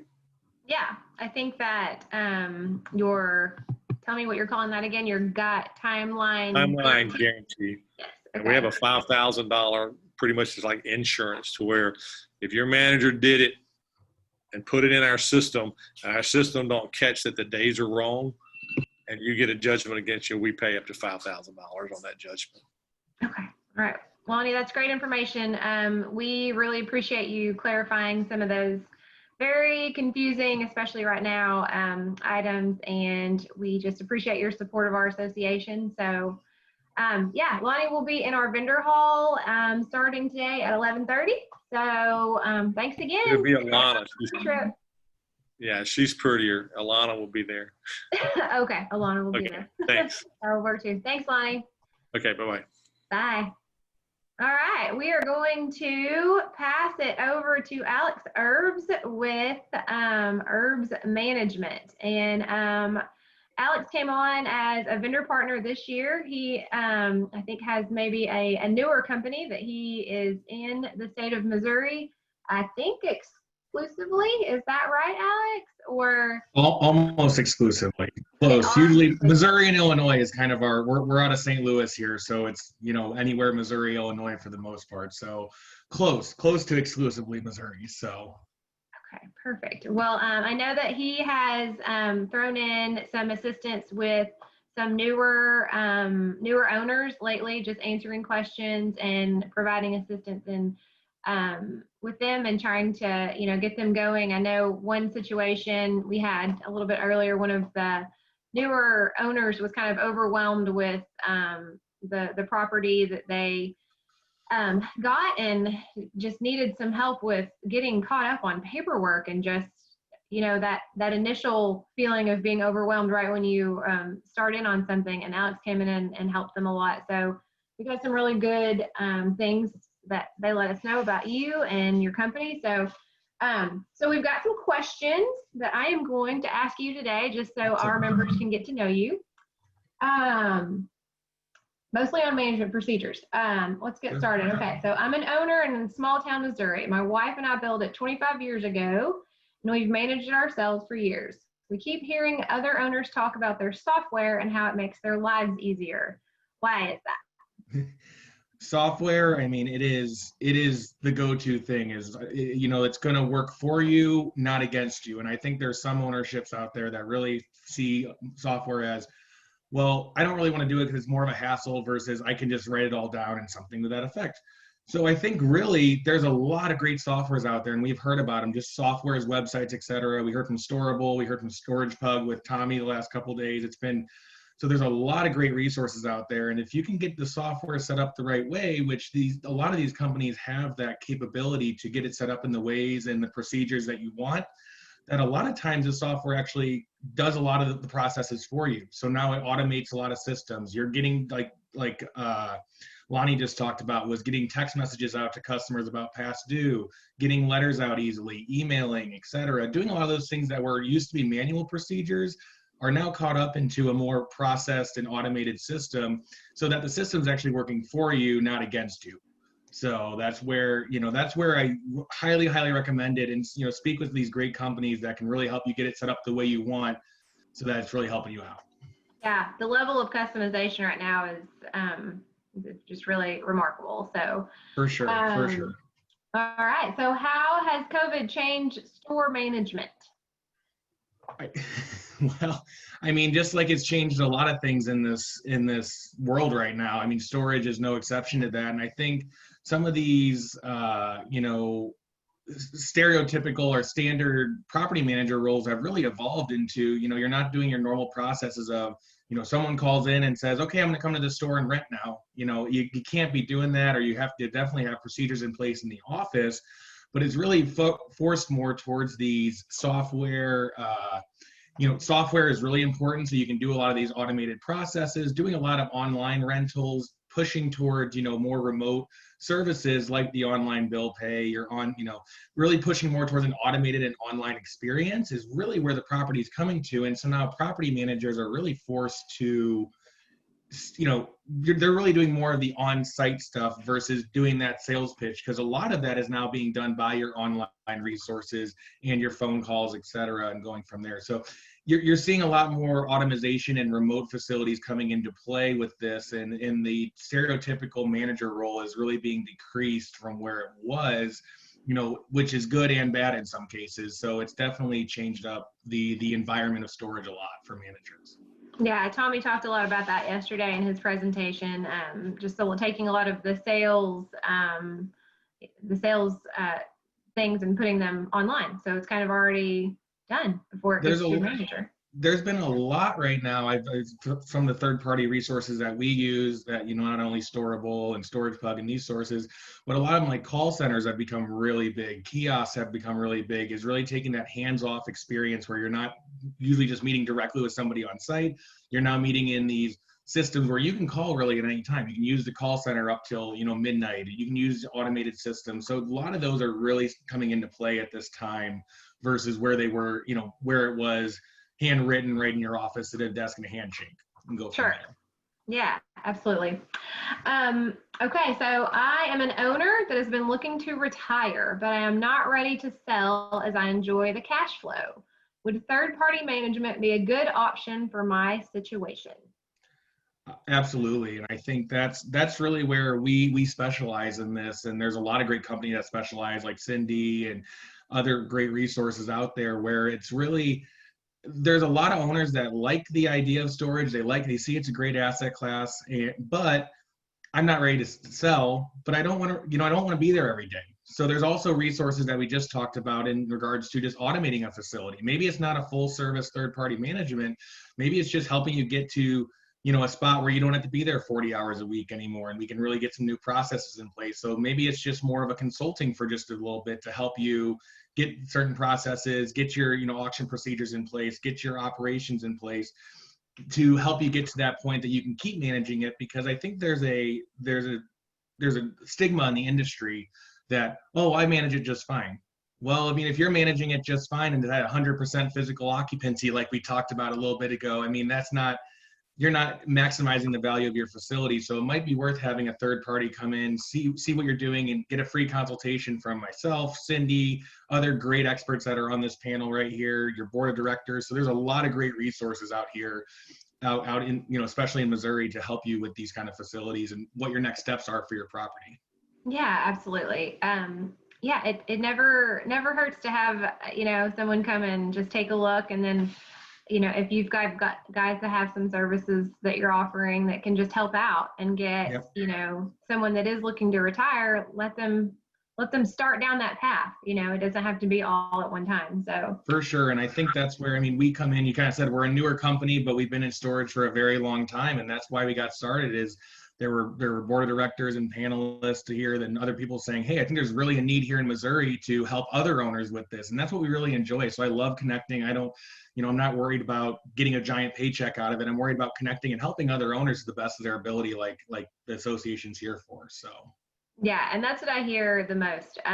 We would like someone with, years and years of experience in the storage industry in Missouri that knows the laws and knows, the state. So Absolutely. that's what I know we have a need for. Okay, last question. I own a small facility in Missouri, and I've always heard that storage management companies won't work with smaller facilities. Do you have a typical number of units or size that you look for? That's a great question. And I've heard this from a few of our clients is, other companies wouldn't accept me because, we were outside some of the major metropolitan areas, or we were just a little too small for them. So when you mentioned it before, we're exclusive to Missouri. So we work with any size here. So we have some facilities that are 100 units in a smaller town that we just help out and assist with in consulting capacities, to we have 600, 700 unit facilities that we go from there. So if it's in the state of Missouri, that's where we really will work and find a resource and customize it to what works best for you. So it's not just it's not a one size fits all in this capacity. It's how does it work best for your facility? So the answer is no, we don't have usually over 100 units is probably kind of your baseline there, and go from there. And anything, larger than that. So no, there's not really a baseline we have. So we'll work with anybody that needs assistance. Okay. All right. Any closing thoughts? You want to let everybody know how to contact you? I think we've got your information up on our vendor partner page at mssoa.org. Yeah, again, it's pretty simple here. Again, Alex Herbs Management Group. We're a family-based company, so it's myself and my father, he's an accountant, so he does all the numbers and I do all the operations. So we do a good partnership there, and you can reach us at just info@herbsmg.com. So that's about it. That's the easiest way, or my information's there. Give me a call, shoot me a text, email, or anything that works. All right, Alex. Well, we are glad you guys are a part of the MSSOA, and thanks so much for joining us today. Thanks. Have a good day, and thank you to all the panelists that have been helping out. Yeah, thank you. All right. So we've got, we're going to hear from Mr. Ben Vestal and Mr. Larry Goldman with Argus this morning. Welcome, guys. Right before we start our panel Q&A, thanks everybody. Looks like we've got about 78 participants on board right now. So please, if you hear something that you have a question about, please submit that through the Q&A or the chat. If I can't get to it during this segment, I'll try to address it during the Q&A, or I will send your questions on to Larry and Ben after the conference. Please don't forget about the virtual vendor hall afterwards. We have a Yeti cooler to give away, a $100 Amazon gift card that was sponsored by Argus, and then another $50 Visa gift card. So, all right, we're gonna get started.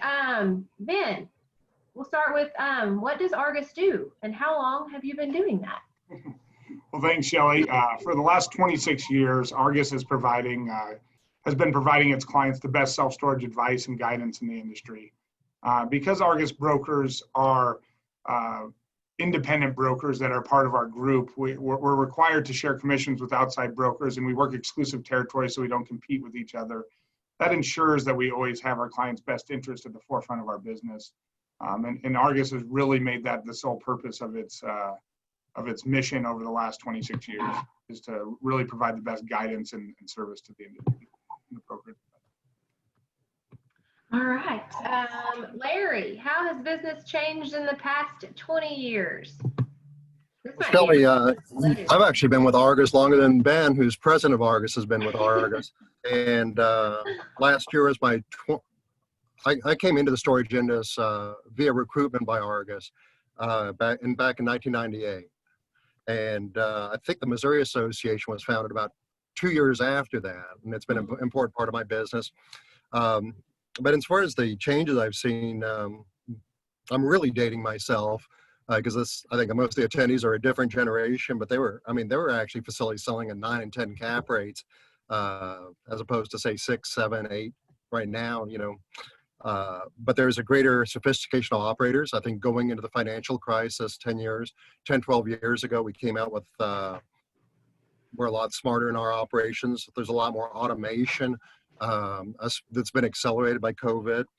And what this means to operators is really, it's a lot more challenging to underwrite, operating expenses because there's a bigger variance when everybody's not dealing with a manager and a half, like a lot of us do. And we're dealing with automation and leveraging technology. So it's a more complex industry, and there's a lot more to it now than I'd say 22 years ago when I got started. I think everybody on this call would completely agree with that statement, Larry. All right, Ben, how has COVID impacted facility values and sales velocity? Yeah, thanks, Shelley. We've recently seen a very strong uptick in sales velocity in the central U.S. Argus's Q3 transactional velocity is over 60 million, and the Missouri market is proving out to be one of the most active and dynamic markets we cover. Really, to my surprise, going into the COVID disruption, the market was on fire. It was as good as it's ever been, and then we had about a 2-month pause. But really over the last 60, 90 days, we've seen it as strong or stronger than when we went into the disruption, as I think people really see the value of the granularity of the tenant base and the value in the business model. Okay. Larry, it seems like the Midwest is like a safe haven for investors. Why are coastal-based investors looking at this region so hard? This part of the country, I think, is really in a spotlight right now in the investment community. And I asked Ben a couple of weeks ago if it was just my imagination or is the central. I've been working with our Texas affiliates, I talked to my Minnesota affiliates, but this central strip really seems to be on fire right now, increased transaction velocity. And that's due to, higher returns, greater stability. Generally speaking, outside the major metropolitan areas, less overbuilding. Mike Burnham from Storage Mart sent the Kansas Association a document that's really interesting, which I happen to forward on, where he was talking about how NOI growth is flattening, like in Kansas City. Basically, he's starting to stagnate because of the new development, and Kansas City is similar to, most major cities. I think we're behind the development curve. But the smaller markets, and a lot of the attendees I know are from communities outside Kansas City and St. Louis. There's still excellent growth. The returns are good. Bank loans are very aggressive. There's all kinds of things you can do with 3 and 4% bank loans right now. But a lot of what Argus brings to the table is there's that void. If you read the national publications, we get the Yardy reports, which I kind of get a kick out of, which, you would think St. Louis, a population base of 3 million, St. Louis would get noticed, but they talk about I don't know how they pick their top 50 markets, but it's not by population. But a lot of times Kansas City and St. Louis, as big as they are, they get ignored. So we try to address that and provide comp sales data and just general resources that help owners that are outside those areas, outside the major cities around the country. Sure. Okay, Ben, I got a couple questions for you. I've heard a lot about buyers that are approaching owners directly. Why would an owner want to get you guys involved? Well, this is obviously going to sound very self-serving, but I think it's true. We've found that most owners today really don't have a solid grasp of how the buying community is underwriting their deals today. Many times we find that owners and the buyers overestimate or over-anticipate the operating expenses that a property will have. And this costs these owners meaningful value when they go direct. Because we've been in business for 26 years, as I mentioned earlier, and we complete about 100 deals a year around the country. We have some of the best real-time market data and sales comps to help our clients best understand the market. As Larry mentioned, there's very little credible information sources that cover markets that are outside the top 25 or even the top 50 MSA. So if you're in Springfield, Missouri or something like that, Larry is probably the best resource for sales comps and market data. Oftentimes the appraisal community looks to us for market sales comps and data, as we seem to have the best transactional history and data points that we share with them. Not to mention, recently we've really worked on a lot of very complicated transactions where we've used some very compelling structures that have mitigated the impact of real estate taxes on the reassessment post-closing, which has helped our clients maximize their value. So it really gets down to the devil's in the details when you're selling a facility, and the difference can mean several $100,000 in value to the owner if they have a professional like Larry help them and advise them through the process. Yeah, I think getting connected with the right people is really going to be beneficial to owners at this point. Okay. So I think I've got time for 2 more questions. Ben, it sounds a little complicated. So are prices going up or down? Shelley, we've seen values remain very strong in the central U.S., if not improving over the last 60 or 90 days. I would say values in the central U.S. are up, with cap rates compressing maybe 10 to 25 basis points over the last few months. This is largely driven to the very deep and qualified buyer pool that's active in the market today, and we clearly have more buyers than sellers today, and the benefits of a comprehensive marketing plan and experienced self-storage professional is really paying bigger dividends today than it ever has. Good deal. Okay, so let's see here. Time for one more, so I guess I'll do the same that I did with Lonnie with storage auction. So Larry, why Argus? Well, we have over 20 years of relationships in Missouri. I've gone to every MSSOA meeting. They've had pretty much every meeting, over the past 20 years, and developed some great relationships. Missouri is a key part of our business. And, we still have a dominant presence in the region. I cover Kansas, Missouri, and Arkansas with Argus. And, we're 100% storage. And which means we can understand a lot of this negotiating tactics that, by being involved every day, there's lots of tactics that buyers and sellers do to get the best deals they can. And we understand that. I think we do an excellent job of creating a vision of our listings to potential investors. We have an excellent database. And really what really sets us apart is we have clearly defined non-competing territories. So it's a cooperative network. So right now I'm working on a deal with our North Texas, with our North Texas affiliate. I talk to the South Texas all the time. And we network among ourselves as we're not competing with each other. We're not publicly traded. As far as I know, Ben, we're not publicly traded, but Ben owns Argus, and we're a network, and we have a lot of freedom to market the way we do, as we choose. And the culture is that we're transparent and we look after our clients' best interest. Yeah. Okay. Well, good deal. We've got to go ahead and move on to our panel discussion today. I thank you guys so much for your support of our association, and it's good to see both of you. Yeah, thanks so much, Shelley. Visit us in the vendor hall after the panel. Yep. And thanks again to Argus for donating that $100 Amazon gift card for our giveaway. Yeah, thanks so much, Shelley. Have a good afternoon. You too. Take care, guys. Bye. Okay, we are moving on to our final seminar of the virtual fall conference.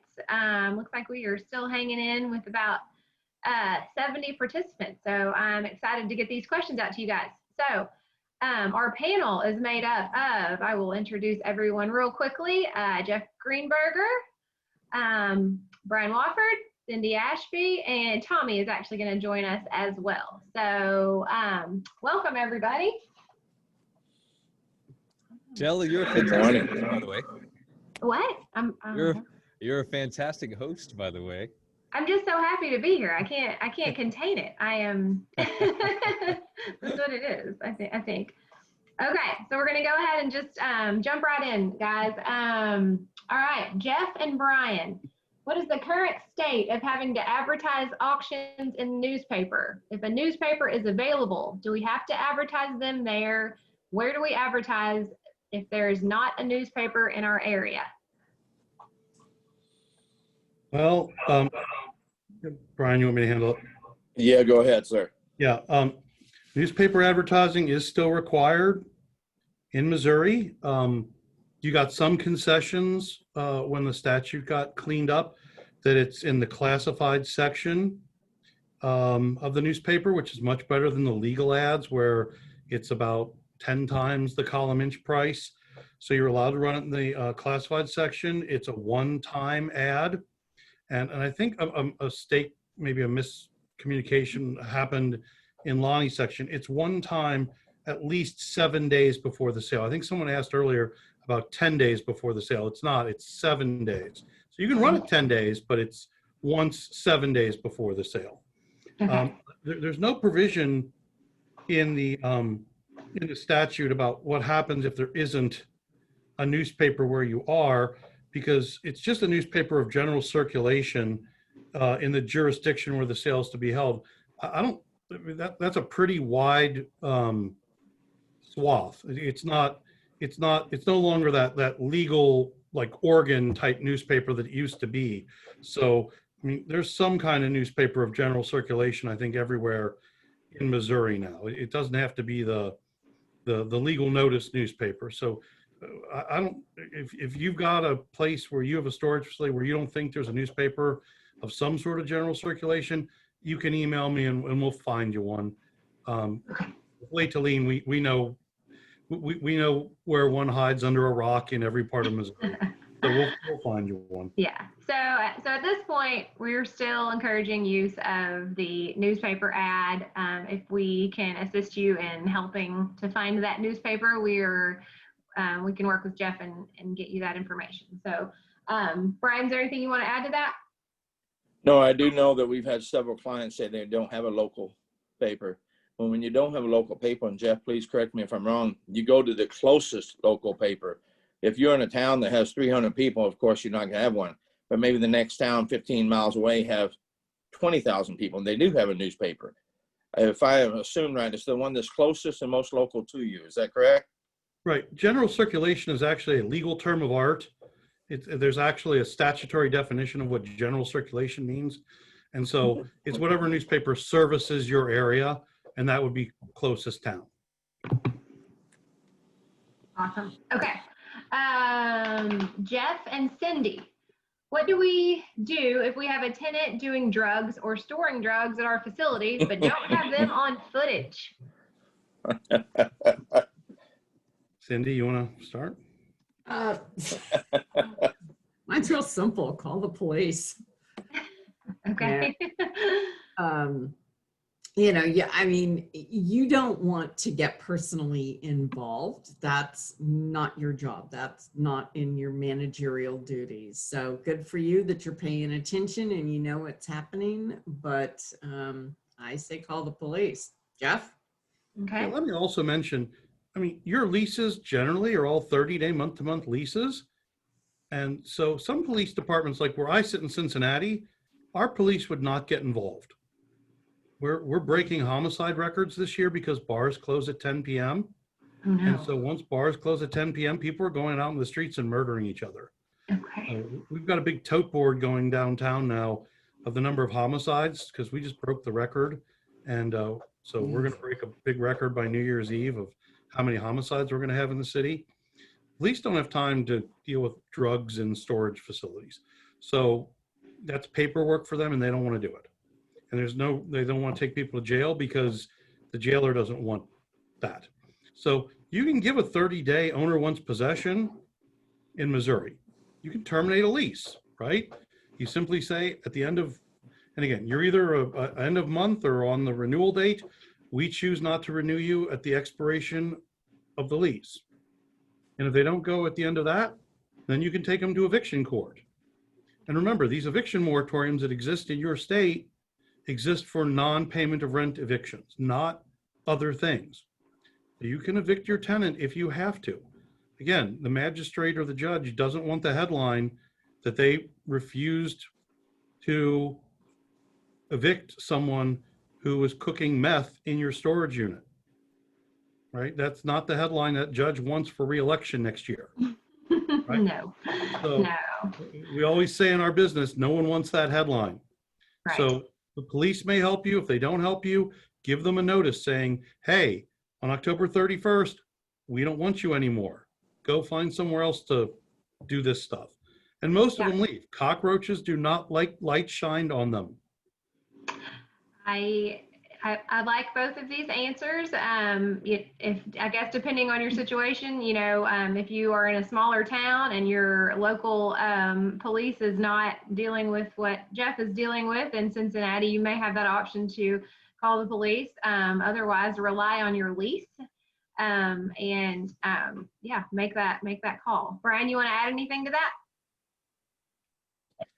Well, you know, guys, if you're worried about that, we have preventive measures that we invite our local police, sheriff's police, our facility to train. And you have 12 or 15 police cars out now front, and you've got drug dogs running all over. So maybe now and then they run by something, they have trouble calling advertise that these train their dogs here. You wouldn't believe how safe that makes everyone feel. And as a marketing ploy, I'm like, oh, there's no way. And look at all those cars. I mean, there's no way anything's going to happen there. And most of the municipalities are always looking for somewhere to train their dogs. We had the St. Louis Blues dog here. He was training for a bomb squad, and we had about 15 to 20 different municipalities from as far as 50 miles away, because it's something they don't get do very often. Mm-hmm. Way to go, Brian. I love that. Brian always has extremely creative problem-solving measures. If you need something creative or out of the box, contact Brian Wofford. He's got you covered on all of those. And by the way, I have a few clients that criminally screen tenants before they let them move in. It's not the most common thing, but I do. And several companies offer criminally screening. Now, it is the most low bar criminal screen you ever did see, right? Yeah. It's not like apartments where we screen you for all sorts of stuff. But if you've, again, I don't mean to offend anyone, but I mean, if you've murdered or you've sexually assaulted someone, or if you've been convicted of really high degree drug offenses, I'm not talking about possession, I'm talking making and selling drugs. It's going to come up on a quick Missouri criminal screen. It's instant. It's not 3 days later. We're just going to tell you no thanks. And you're not going to know you're sitting across the counter from a left-handed axe murderer. I mean, it's not going to come up with that kind of detail. You're just going to get a red screen, and we're going to say, I'm sorry, you didn't pass our criminal screen, and we don't know why. And then you have to give them what's called an adverse action notice. And they can go find out why you rejected them, but no thanks. Yeah. I like that, Jeff. I like that. We had, I was on the board for the state of Arizona for the crime prevention group, and in Mesa, Arizona, and this is going back quite a ways, back to the late 90s.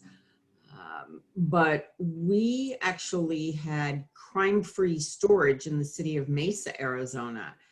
And there was notices in the office, and part of your rental agreement was you were well aware of the fact that quarterly we were handing over our rent roll to the local police department, and they were actually screening them, looking for known burglars, known druggies.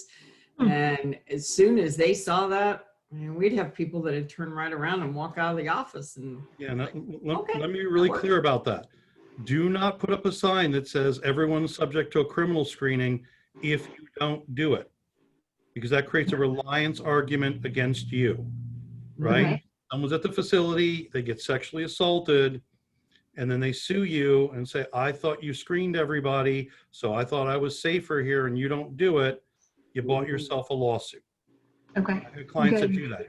Same with the smile, you're on camera and they don't have cameras. I was going to say the dummy camera suits. I remember those days. Don't do that. But if you want to do it. In New York, by the way, they call that know your tenant. And that's a big cooperation thing they have with the New York State Police. That's a whole statewide program where they encourage criminal screening. So it's something the state association may want to do someday, but if not, you can always impose it. We can give you the names of some companies that actually have that. Actually, the National SSA had it for a while. It was called Countermeasures. I think they did away with the program, but it is a criminal screening program. You can do it. Okay. All right. So, and this is for, I guess, Brian and Cindy early on, then maybe Jeff towards the end of the question. What are the most effective ways to run specials? What legal issues are relevant here? Cindy, go right ahead. Well, yeah, so I'm actually already ahead trying to think of the legal issues other than, you know, fair and consistent and available to all and whatever. You know, I like to change up my specials. I like to keep my specials free and for a limited time. So the important piece to me is that they're going to burn off and that their rate is going to stay the same. My rates may be higher, but that intro really looks good. And let's face it, most people are excited about immediate gratification. So when my special gets you in and you're thinking, I'm only going to be there for 3 months, and look, I get my first month free and 50% off my second 2, that's fine. And then at the end of that, they know automatically that that rate is going to bounce to the set rate. I don't want to have to go back and send them a rate increase. I also like doing, well, let's just keep it in the vein that we've been speaking legally and around law enforcement. Every facility that I participate in, we have a great first responders discount. And that would probably be my only long-term discount, because I want them to know that we, A, support them, B, we want, like Brian mentioned, we want their cars on the property. So, you know, I do have a first responders discount that is significant. And otherwise, perhaps in groupings. So if you've got if I have a realtor that I'm wanting to work with, we all know realtors, take no offense at this, Larry and Ben, but there is a lot of ego in there.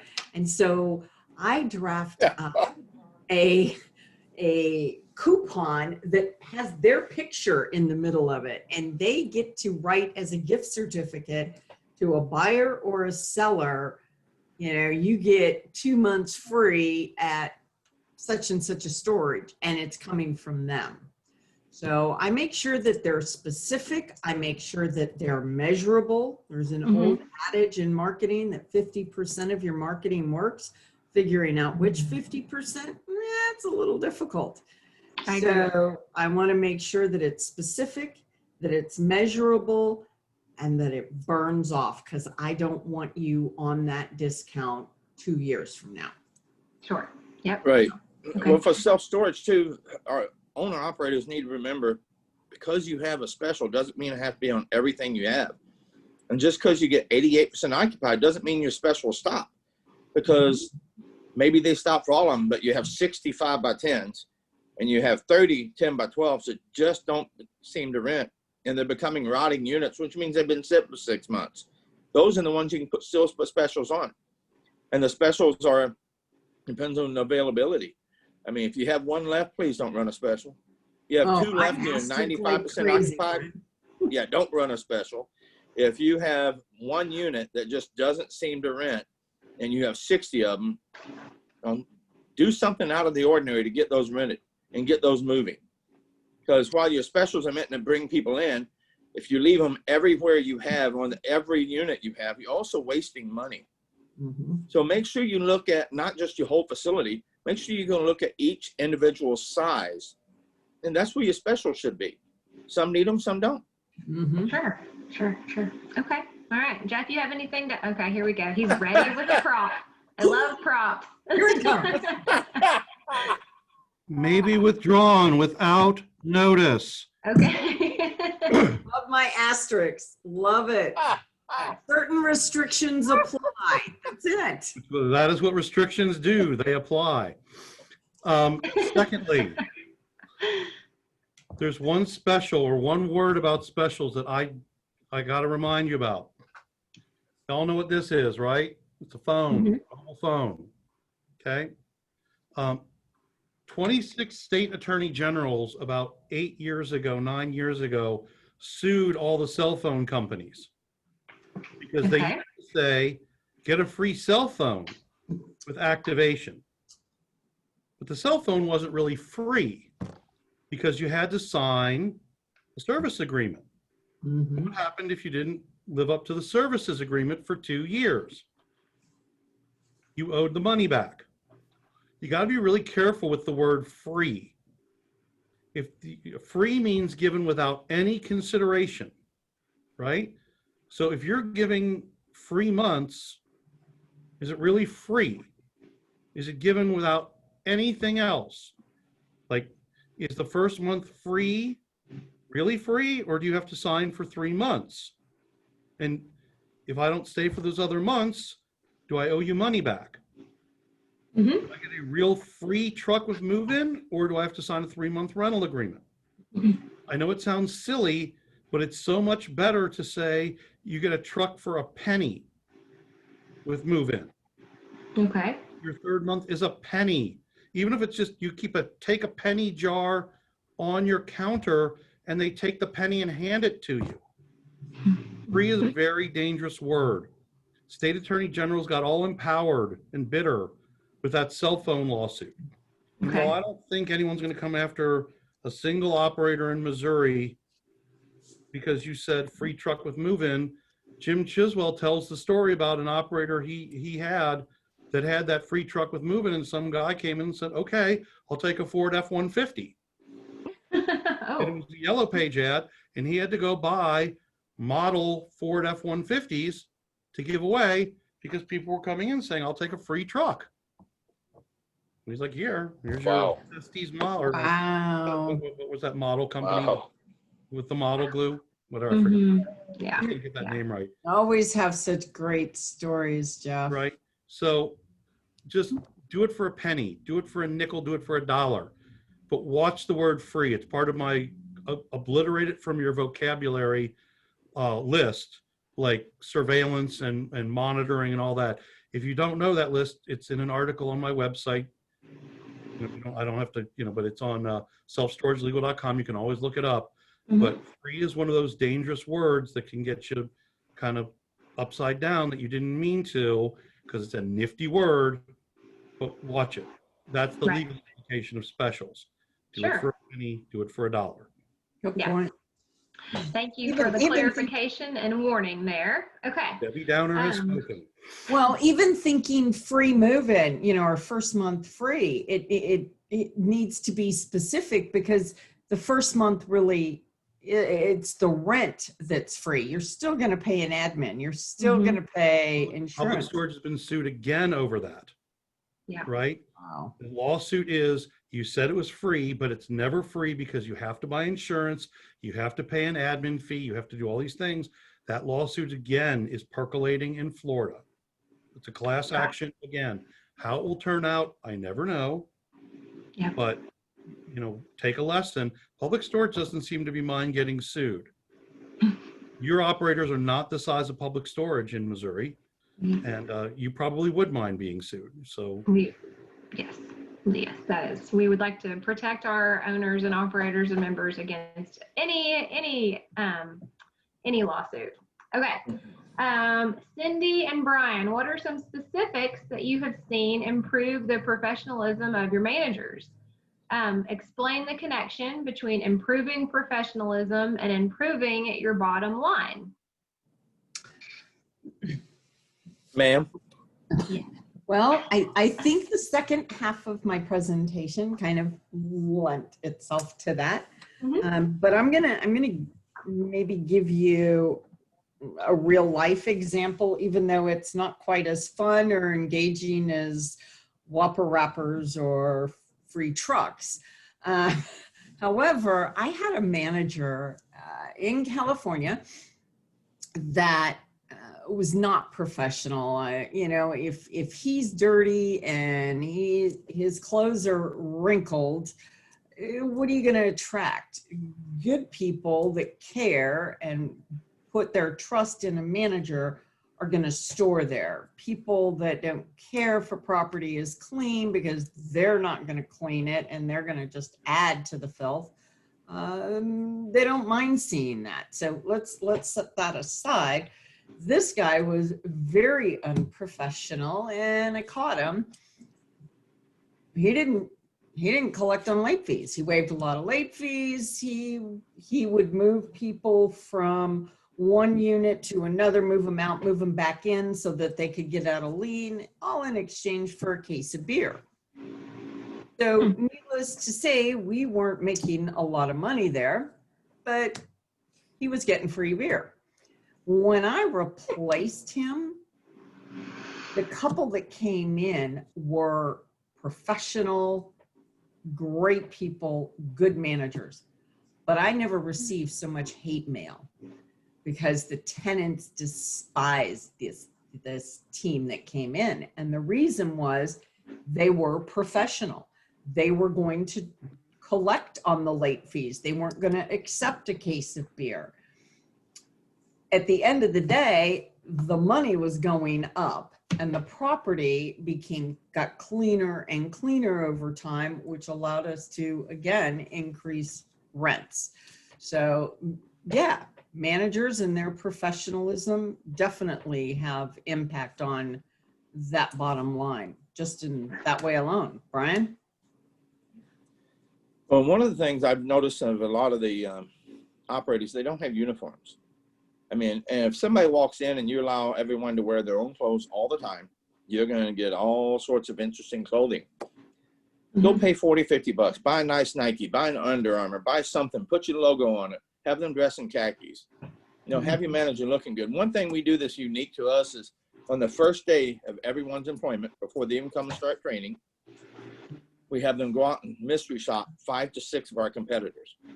And we have forms they fill out. Bring us back what you didn't like, what you did like, what you thought of the property, what you thought of the manager, how you feel you were treated. And we found from doing that, when people come back and they start giving us ideas and things they have and words, things that were treated, like even on the verbiage and the wording their manager used and the way there's darling and hun. A lot of us old Southern guys, unfortunately, are like that. But that kind of language in business would get you in a lot of trouble if you're not very careful. And from downplaying to one of the female managers and treating her like she didn't know what she was doing, to a manager throwing across a piece of paper at you, here, let me know when you're done and I'll let you know what I have. I mean, just teaching them how to be professional. And one of the major things we learned is teach your managers how to handle situations. You know, someone's really nice with you. Are they flirty with them? Or do they curse at them? Because, you know, storage is such an emotion-filled business. If your managers don't know how to handle themselves and can't control a temper and can't be nice and be professional and use the proper verbiage and the wording, and even down to facial expressions, we train for all of that. And just by having someone who walks through the door and says, well, I'm glad to see you. Treat that like your great grandma just walked through the door you haven't seen in 30 years. Because you know what? That guy that walked through the door is the one putting that money in your back pocket. The owner may give it to you, but the guy paying the rent's the one who gave it to the owner. Professional managers make more money. And Cindy's exactly right.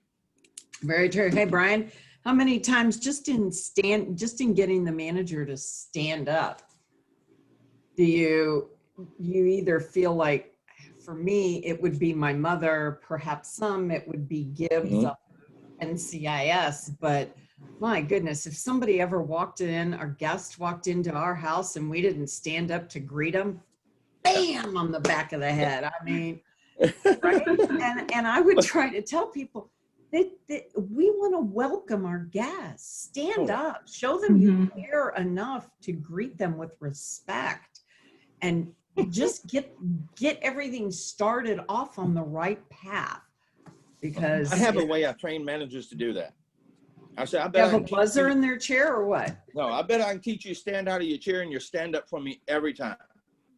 Okay. If you don't, I'll buy you lunch. If you do, you have to get me 5 rentals. So I'll stand at the front door and hold up a $100 bill. You want to come get this? Well, yeah, boss, you know I want that money. Okay. What's the difference between this and a customer walking through the door? What do you mean? Well, if I've got a 10 by 20 unit rents for $215 a month, they just held 2 $100 bills. You really don't want to stand up and go greet them? Then they go, well, hold on. That's not what I meant. Okay, well, let's figure it that way. Right. Yeah. I'm telling you, Brian is king of creative solutions. That's why he is such an asset to us. All right. Okay. A couple more. Brian and Cindy, what can we do as managers to be compassionate and helpful without being taken advantage of? And then I'm going to some live questions. So everybody get ready to be on the hot seat. Okay. Brian, you want to take that one first, or? Well, anytime you're in a business and you're doing customer service, if you can't be compassionate and helpful on a regular basis, you don't need to be there. But being nice and proper doesn't mean you have to be a sucker. I mean, sometimes people like judge the difference in that. Like, oh, he's soft, and look how nice he is. And this, anybody knows me knows I'm not soft at all. But I love people. And I think that's the difference between having a manager who wants to be someone's friend and having a manager that wants to be a manager of the facility. Everybody walks through the door, if you want to help them and take care of their personal problems and get played, you're trying to be their friend. You know, once they come in, you find out what they need, you do everything in the world you can help them, make sure they know how much you appreciate them being there. But at the end of the day, you won't get taken if you stay within company policy. If you always think about, I'm going to help the customer within company policy and do everything I can for them that's within my realm of doing it without having to go up, that's always going to teach you to be professional. I mean, in reality, it's not personal, it's just business. And there used to be an old guy that in storage here in Missouri that said, once a customer says they want to buy, you got 15 minutes to say goodbye. He said, after that, you're trying to help them too much. Now you're getting personal. Mm-hmm. Good point. You know, I've had managers that, I don't want to say played the sucker, but, you know, they just always were looking for someone to fix or a cause to be a part of. And the best way for me to get through to some of them was simply to say, I'm sorry, I didn't know you were a thief. Sorry. I'm not stealing. Well, yeah, you are, because you're waiving this late fee for the 14th time, and that's not your money. It belongs to the owner. And so if you really feel that bad for that customer and you want to help them, take the $15 out of your pocket and put it in the drawer. Sure. I'm not going to give them my money. So you are a thief. Oh, you know, I mean, or you can become their accountant for a few minutes and share how, given the late fees and the pre-lien fees and the lien fees are going to add on to this, you want to pay this bill or do you want to pay this bill? Let me help you. So yeah, there's other ways, but at the end of the day, you can be nice, but it's not my business. I understand. Sure. Yeah. It's hard, but it is what it is. Yeah. Okay. We are going to move into some of these live questions coming in. Okay. First one, Jeff and Brian, probably these are for you. Can we suspend gate access if a customer is in default by not keeping current contact info with us? I'll let Jeff give the legal question. Go ahead. Well, you know, arguably, yes, if it's in your contract, not by statute. Okay. You have to build something like that into your contract saying we have the right to do it. Got it. Okay. Another one, what rights do we have if we open or cut a lock on a unit and it has vermin attracting garbage or hazardous materials? Can we purge the unit immediately if contact has refused to communicate per several notices to them? I have a Jeff story that sounds like something he would tell. Go ahead. one of my managers called me at home and said, hey, boss, 8400 hallway smells to high heaven. Okay, well, go find out why. He said, I hear something scratching by the door. Oh, no. Okay, so I come over, and we went out, and it was bad. I mean, wretched. So we tried to contact the customer and couldn't get in touch with them. I was worried something was in there and was going to hurt itself or hurt someone else. Cut the lock, raised the door. The guy was using my 10 by 10 climate control to breed rats. 14 cages worth of rats, like New York City rats with tails that long. Oh my gosh. Yeah, so what we did, if it was a major concern of health, we contacted the sheriff department. We had the sheriff department come out and look at it. And then we contacted the health department. The health department came out and looked at it. They contacted the gentleman, and his verbiage was exactly this. Well, I can't keep them all at home. I've already been thrown out of 2 apartments. So this is only half of what I have. Okay. Yeah, 101 rats. So this guy ended up coming get them, the cage and this, that, and the other. Once the sheriff's department told him, you know, that's not, it's in your lease, you can't do that. Health department come in, that's not sanitary. If you're not going to remove them, we're also going to be going by your apartment, yada, yada. And it took them about 3 hours to remove them all in the cage. It took us 11 days to get the smell out of our building. So that's my Jeff story. That's funny. All right. Again, I don't mean to sound like a broken record, but if you have a well-written rental agreement that has an entry clause that says we have the right to enter in emergency or non-emergency situations for these type of reasons, then you enter. And then it should say we have the right to remove things that threaten the health and safety of our building or of other occupants. Then yes, if you don't have it, then you have to do it, but then you face a lawsuit. Right. So it's about having thought this stuff through before you put up your grand opening banner and say, hi, we're open for business. We built it because we knew people would come, but we never thought through what operating the business would look like. That's why you have a really smart attorney that thinks of all that stuff for you, like I do, who happens to write all our contracts for us. Right, Jeff? An unsolicited testimonial. Yeah. Like I said yesterday, we're happy to review leases, but these are the kind of things we put in leases so that you're protected and you're ready. It's a smarter way of running your business.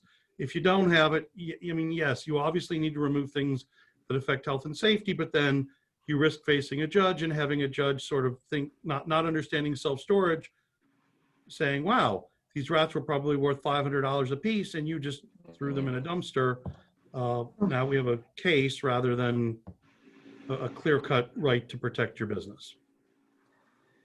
Shelley, You're always so encouraging, Jeff. I'm sorry? I have a couple legal questions I've been texted that I guess people over time have had trouble with. Varying issues and vendors have talked about full online rentals, but no one has addressed the idea of how do you get an ID if you do a full online rental? And I've been told from our attorney we need an ID on hand. Can I take just a kind of a stab at that? I can't answer the legalities or for everybody that Jeff can do, but there are numerous ways out there that,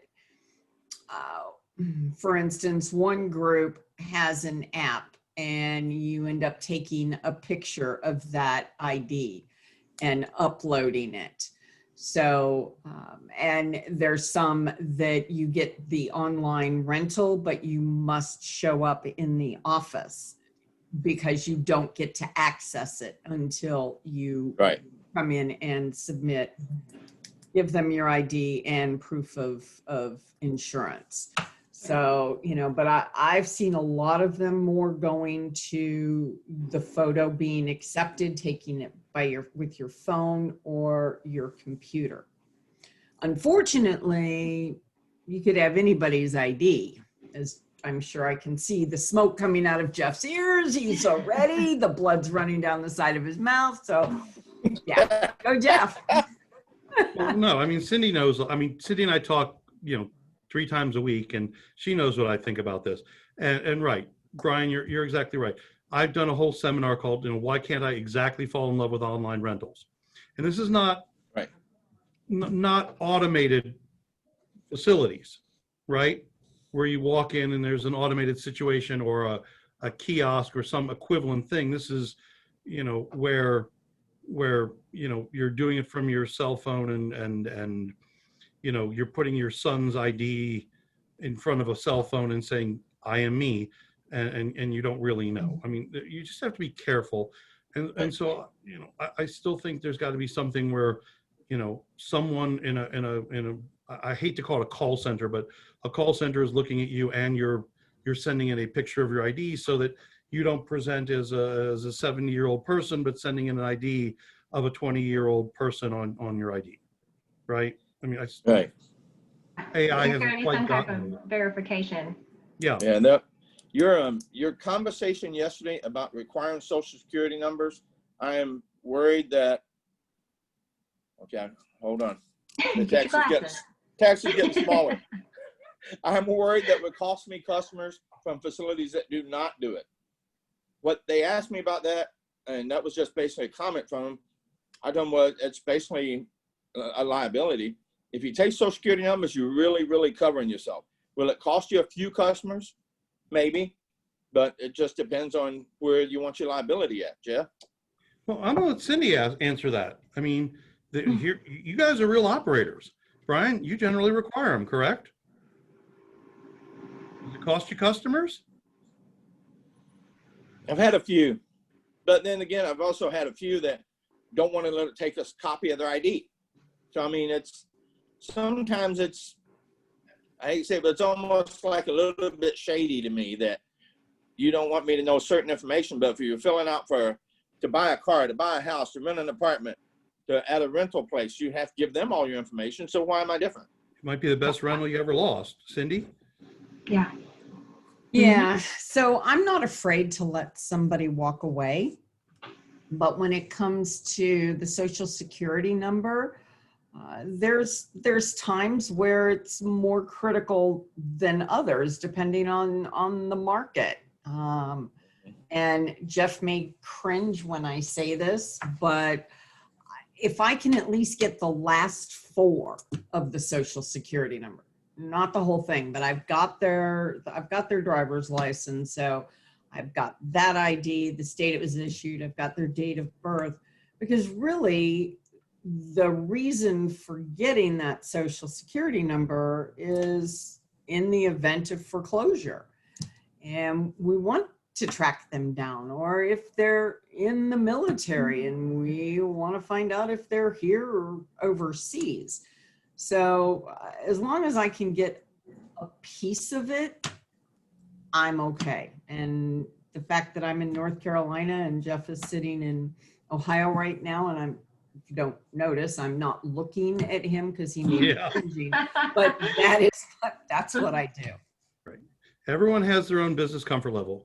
I'll tell you, my children who are now college educated and have math, very high degree math, have told me that narrows it down to 33 million people.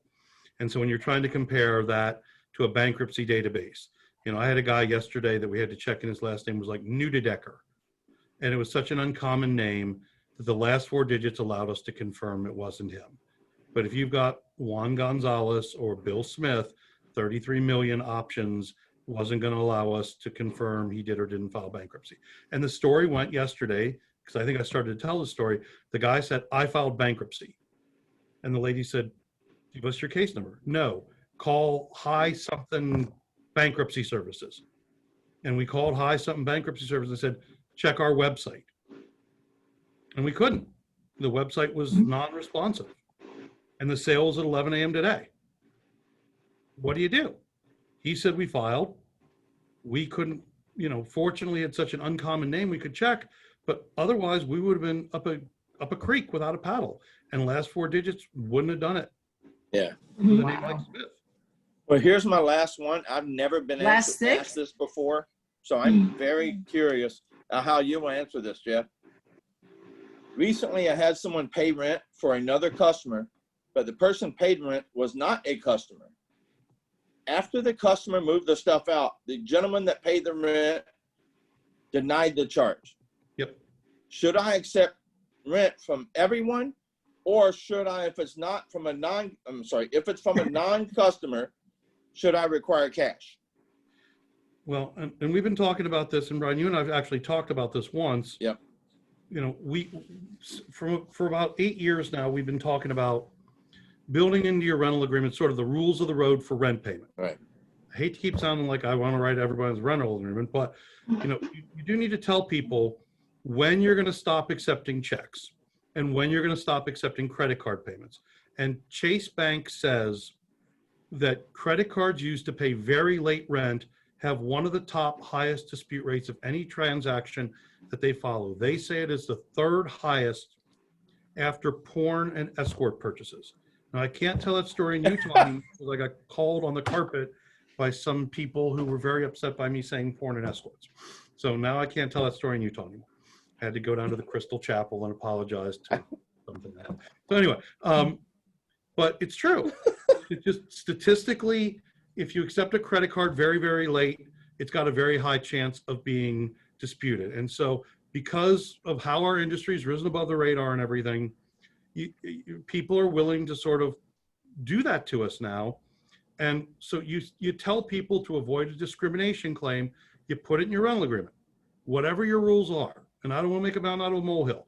If you're in a small town and no one's ever disputed a credit card charge with you, maybe you don't do this. But if you're in St. Louis or something like that, you need to have a rule that just says, look, and I don't mean to set a date.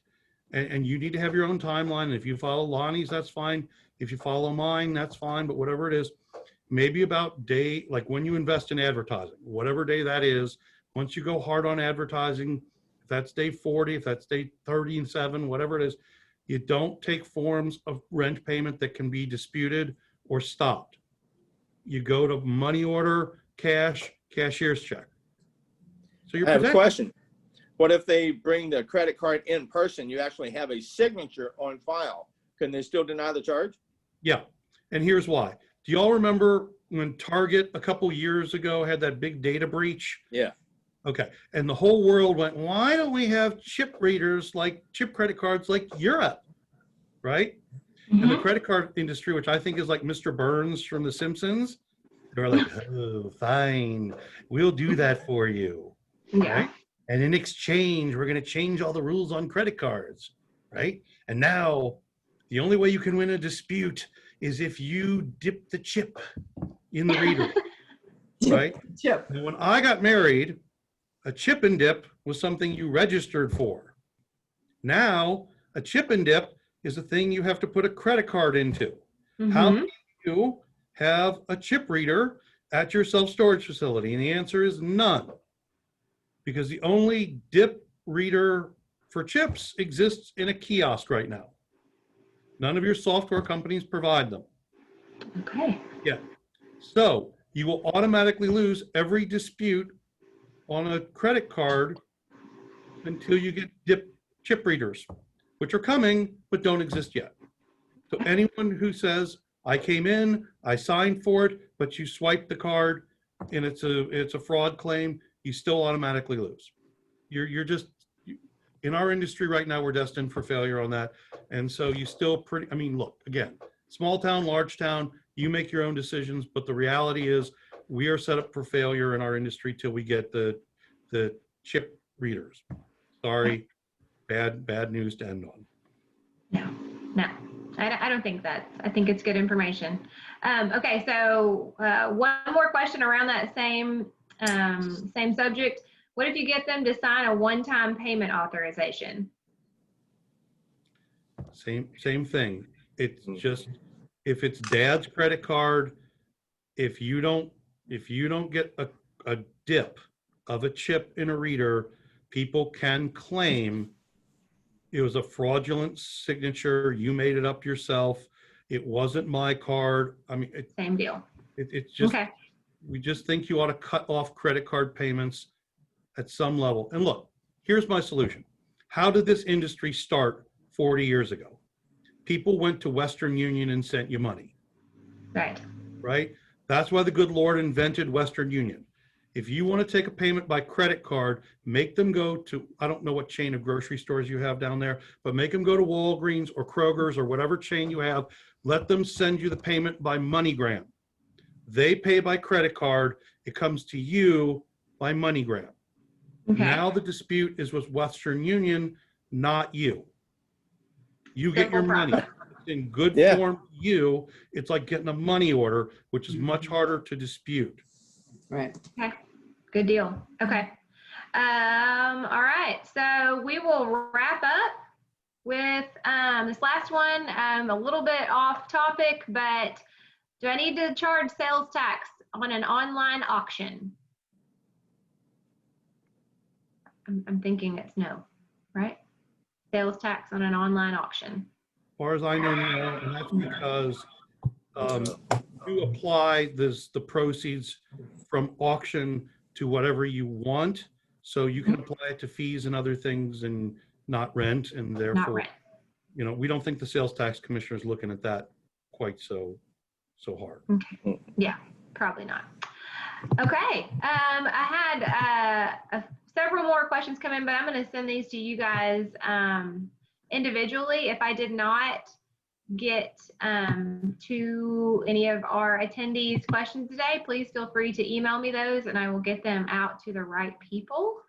Looks like we had Kevin with Ponderosa join us today. Looks like Alana's back for our vendor hall with storageauctions.com. If you guys have questions for them, make sure you visit everybody in our vendor hall. I want to thank Jeff and Brian and Cindy and everybody that joined us over the last couple of days. We had a great turnout, and it is all of the credit goes to you and our friends at Storage Pug that helped us put this together. So yeah, any closing words, Brian?